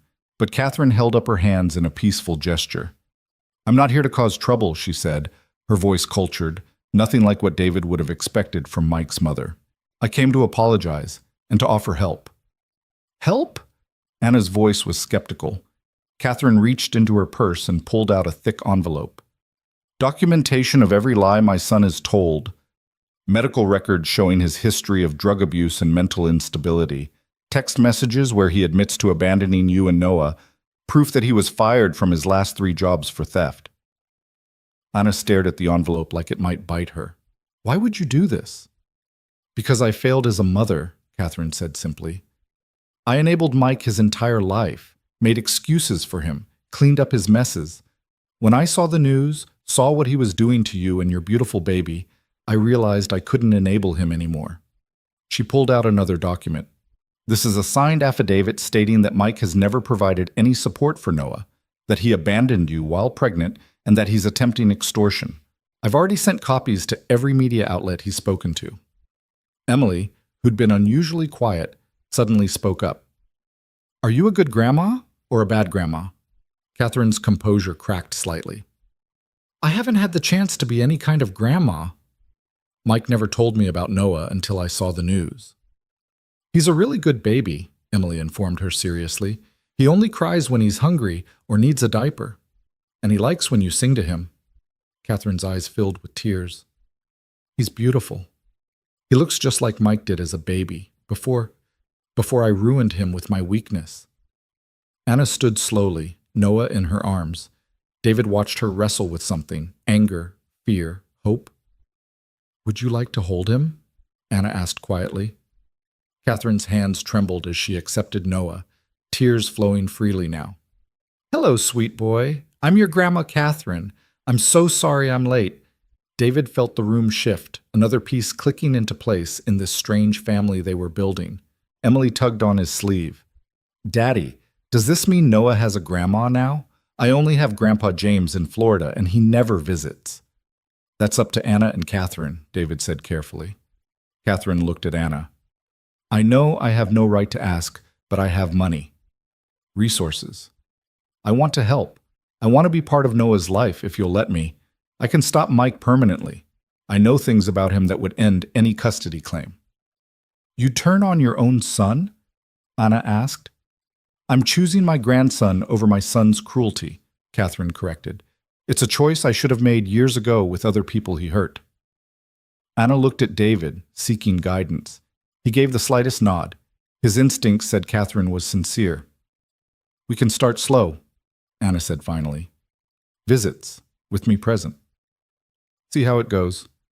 That's more than I deserve, Catherine said, handing Noah back reluctantly. I'll have my lawyer contact yours about the Mike situation.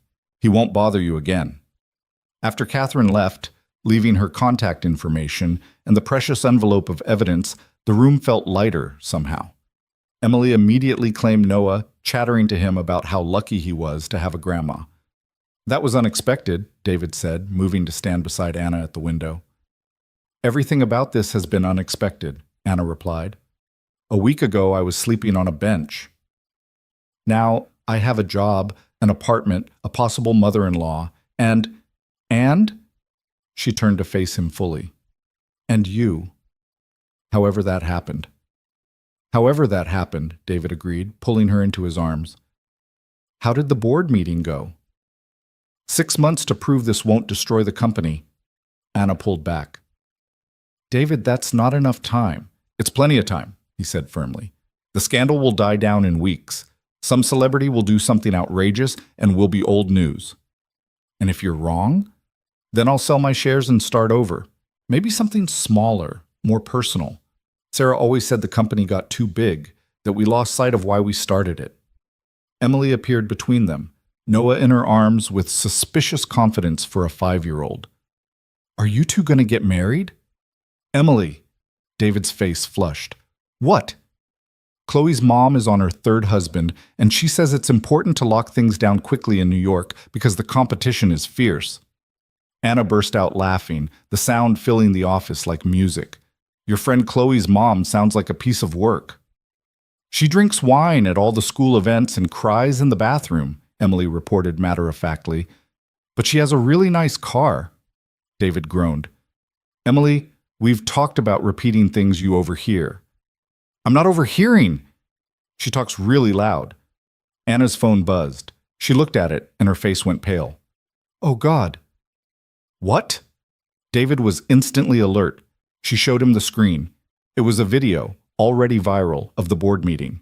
Someone had recorded David's entire speech about choosing humanity over profit, about Sarah dying while he was in a meeting. The caption read, CEO chooses love over billions. Which board member? David started, then stopped. It didn't matter. What mattered was that their private moment was now public consumption. But then Anna started reading the comments aloud. This man is goals. Finally, a CEO with a heart. Protect David and Anna at all costs. This is what love looks like. We're trending, Emily announced, having somehow acquired David's phone. #1 in New York, #3 nationally. Oh, and someone started a GoFundMe for Noah's college fund. It's already at $50,000. What? Anna grabbed the phone. No, that's not right. We don't need... Let them, David said quietly. People want to be part of something good. Let them. Marcus appeared in the doorway. You might want to see this. He turned on the office television. CNN was running a segment on David and Anna, but it wasn't the salacious takedown they'd expected. Instead, it was a thoughtful piece about wealth, privilege, and the responsibilities of the ultra-rich. They'd interviewed homeless advocates who praised David's direct action. They'd found 3 other families David had quietly helped over the years, a fact that even Anna didn't know. You've done this before? Anna asked. David shrugged uncomfortably. Sarah started a program. After she died, I kept it going, quietly. The Sarah Miller Foundation, Marcus added. It's helped house over 200 families in the past 2 years. David never let us publicize it. Mom always said the best help is the kind no one sees, Emily chimed in, still playing with Noah. The segment ended with the anchor saying, in a time of increasing wealth inequality, David Miller reminds us that privilege can be used for purpose. The board must be thrilled, Anna said dryly. The board can adapt or leave, David replied. I'm done apologizing for having a heart. Over the next few days, the story evolved in ways none of them expected. The GoFundMe for Noah reached $200,000 before Anna insisted it be closed and the money redirected to the Sarah Miller Foundation. Catherine proved good to her word, not only shutting down Mike's extortion attempts, but also establishing a trust fund for Noah that Mike couldn't touch. The hotel saw a surge in bookings from people wanting to support the CEO who chose love. But it wasn't all positive. Photographers still followed them everywhere. Emily couldn't play in the park without being photographed. Anna received death threats from people who thought she was a gold digger. David had to hire additional security. "This isn't sustainable," Anna said one evening. They were in David's apartment, Emily asleep on the couch, Noah in his bouncer. The curtains were drawn against the photographers camped outside. "It will calm down," David insisted, but even he sounded less certain than before. "Emily can't live like this. She's a child. She deserves normalcy." "Normal is overrated," Emily said, apparently not as asleep as they'd thought. "I don't want normal. I want us." She climbed into Anna's lap, something she'd started doing naturally, as if Anna had always been there to provide comfort. "But sweetie, you can't even go to school without people taking pictures," Anna said, smoothing Emily's hair. "So? They take pictures because they think our family is special. And it is special. We have Daddy, and you, and Noah, and now Grandma Catherine, and maybe we could get a dog?" "Nice try," David said, but he was smiling. "Emily," Anna said carefully, "I'm not trying to replace your mom." "I know," Emily said simply. "Mommy can't be replaced. But that doesn't mean we can't add more people. Mommy would want us to add more people. She always said love multiplies. It doesn't divide." David had to turn away, overcome with emotion. Anna held Emily tighter, this wise little girl who understood more about love and loss than most adults. "So we weather the storm," Anna said finally. "Together." "Together," Emily agreed, then yawned massively. "Can I sleep in the big bed tonight?" And so they found themselves in David's massive bed. Emily sprawled in the middle, Noah in his bassinet beside them, David and Anna on either side like bookends. It should have been awkward, but instead it felt right, like pieces of a puzzle finally fitting together. "Tell me something about Sarah," Anna whispered in the darkness. It had become a ritual, these stories about the woman whose ghost lived in every corner of their lives. "She would have loved you," David said softly. "She would have taken one look at you and Noah and brought you home, just like Emily did. She would have told the board to go to hell, probably more colorfully than I did. I wish I could have met her." "You did, in a way. Everything good in Emily, that's Sarah. The kindness, the fierce loyalty, the inability to walk away from someone in need." Emily stirred between them. "And the stubborn part. Don't forget the stubborn part." "Definitely the stubborn part," David agreed, pressing a kiss to his daughter's head. Anna's phone lit up with a text. She almost ignored it, but something made her look. It was from Jennifer Walsh at the Times. "Check your email. You'll want to see this before it goes live tomorrow." Anna opened her email, David reading over her shoulder. The subject line read, "The woman behind the scandal, an investigation."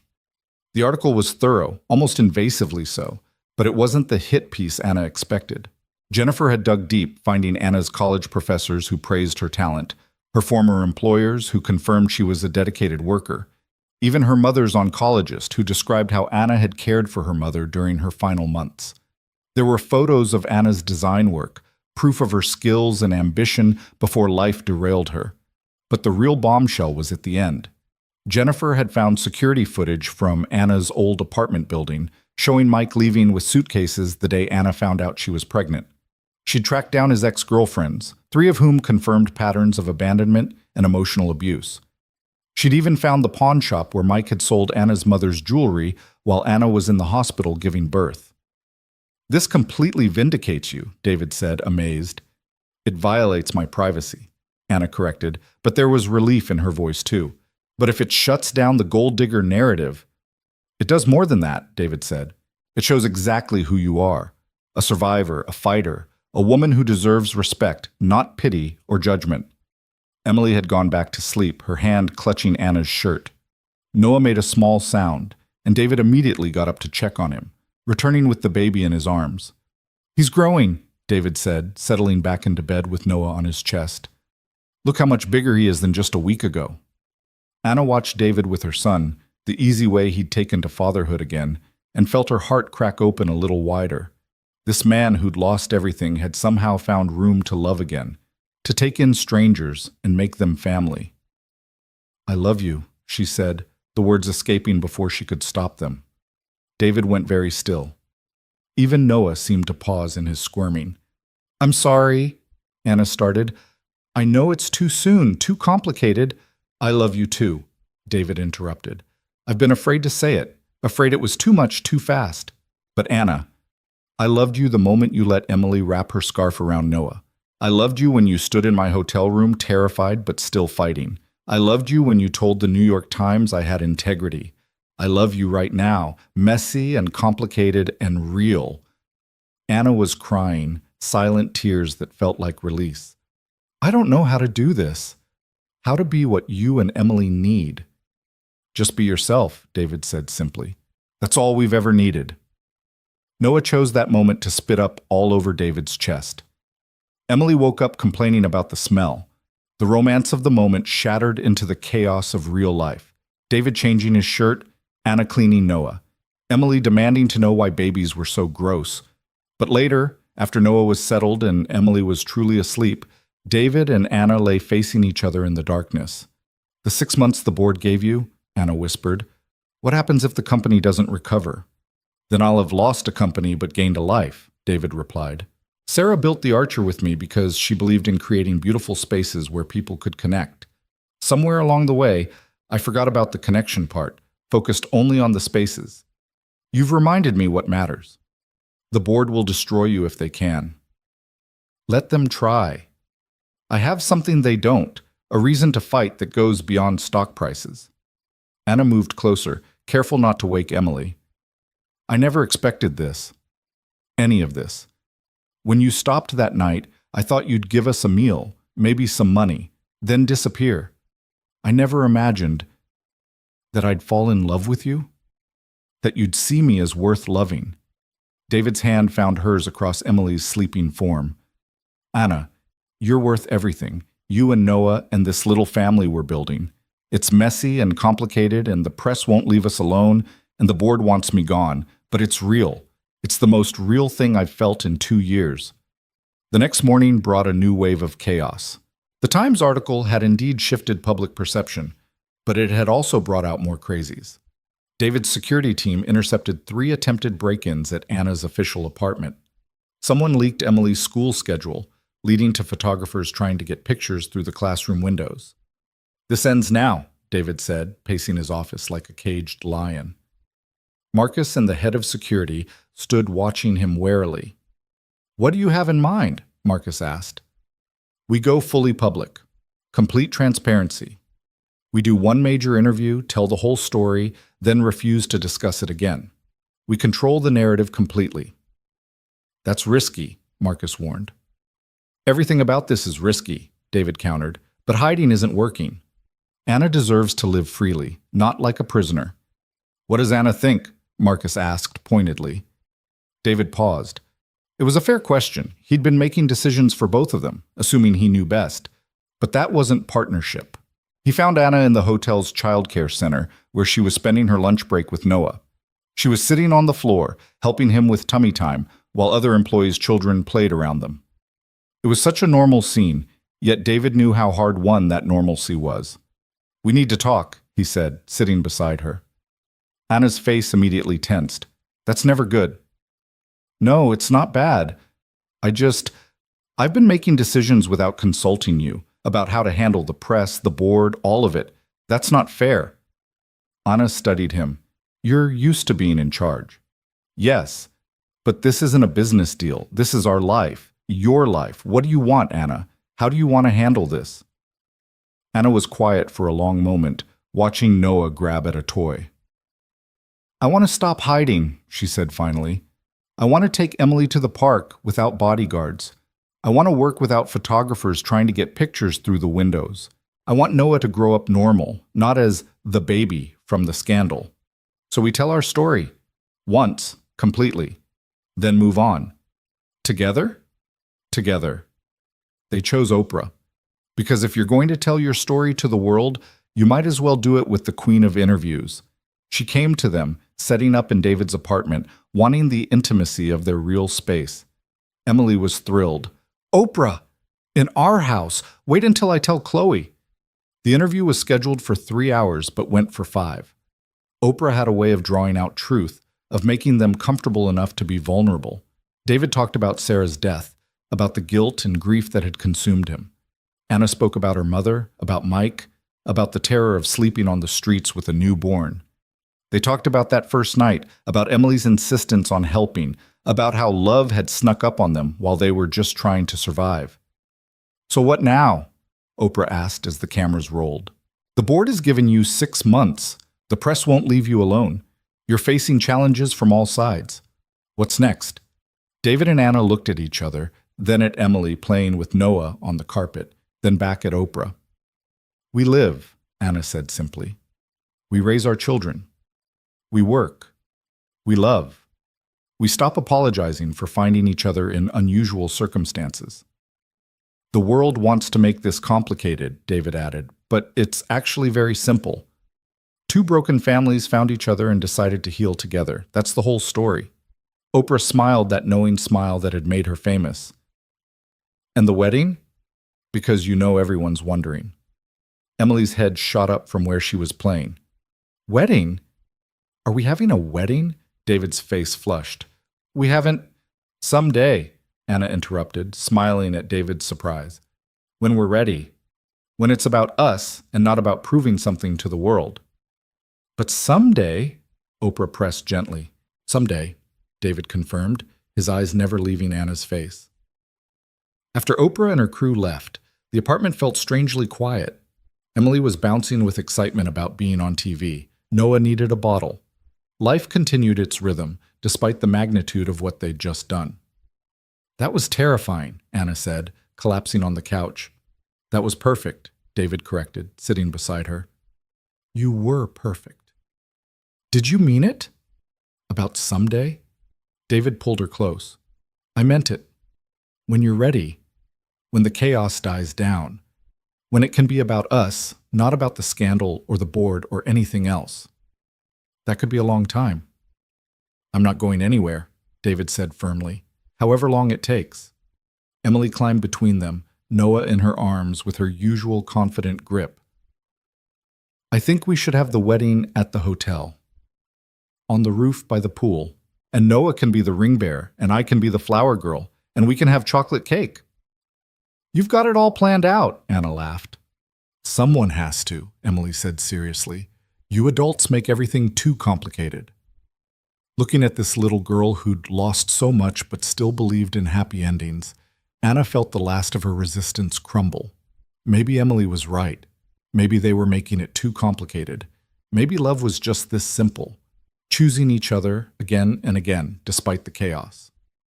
"Okay," Anna said, surprising everyone, including herself. "Not tomorrow, not next month, but someday. We'll have a wedding on the roof by the pool with chocolate cake." "And a dog?" Emily asked hopefully. "Don't push it," David laughed, but Anna could see him weakening. That night, after the children were asleep, David and Anna stood on the terrace looking out at the city. The photographers had finally given up for the day. The world had moved on to other scandals. For the moment, they had peace. "The interview will air next week," David said. "After that, everything changes again." "Then we have a week," Anna said, turning in his arms. "A week to just be us." "What do you want to do with it?" Anna thought about all the things they hadn't been able to do. Simple things like grocery shopping together, taking the kids to the zoo, having dinner in a restaurant without being photographed. "Everything," she said. "I want to do everything normal couples do." "We're not exactly normal," David pointed out. "No," Anna agreed, standing on her toes to kiss him. "We're better. We're extraordinary." And for that week, they were. They went to the zoo, Emily insisting on seeing every animal while Noah slept through most of it. They had dinner at a tiny Italian place in Brooklyn where no one recognized them. They took the subway, David clearly out of his element but gamely holding on to the pole, while Emily shrieked with delight at the speed. They were building something, Anna realized. Not just a relationship, but a life. A real, messy, complicated, beautiful life.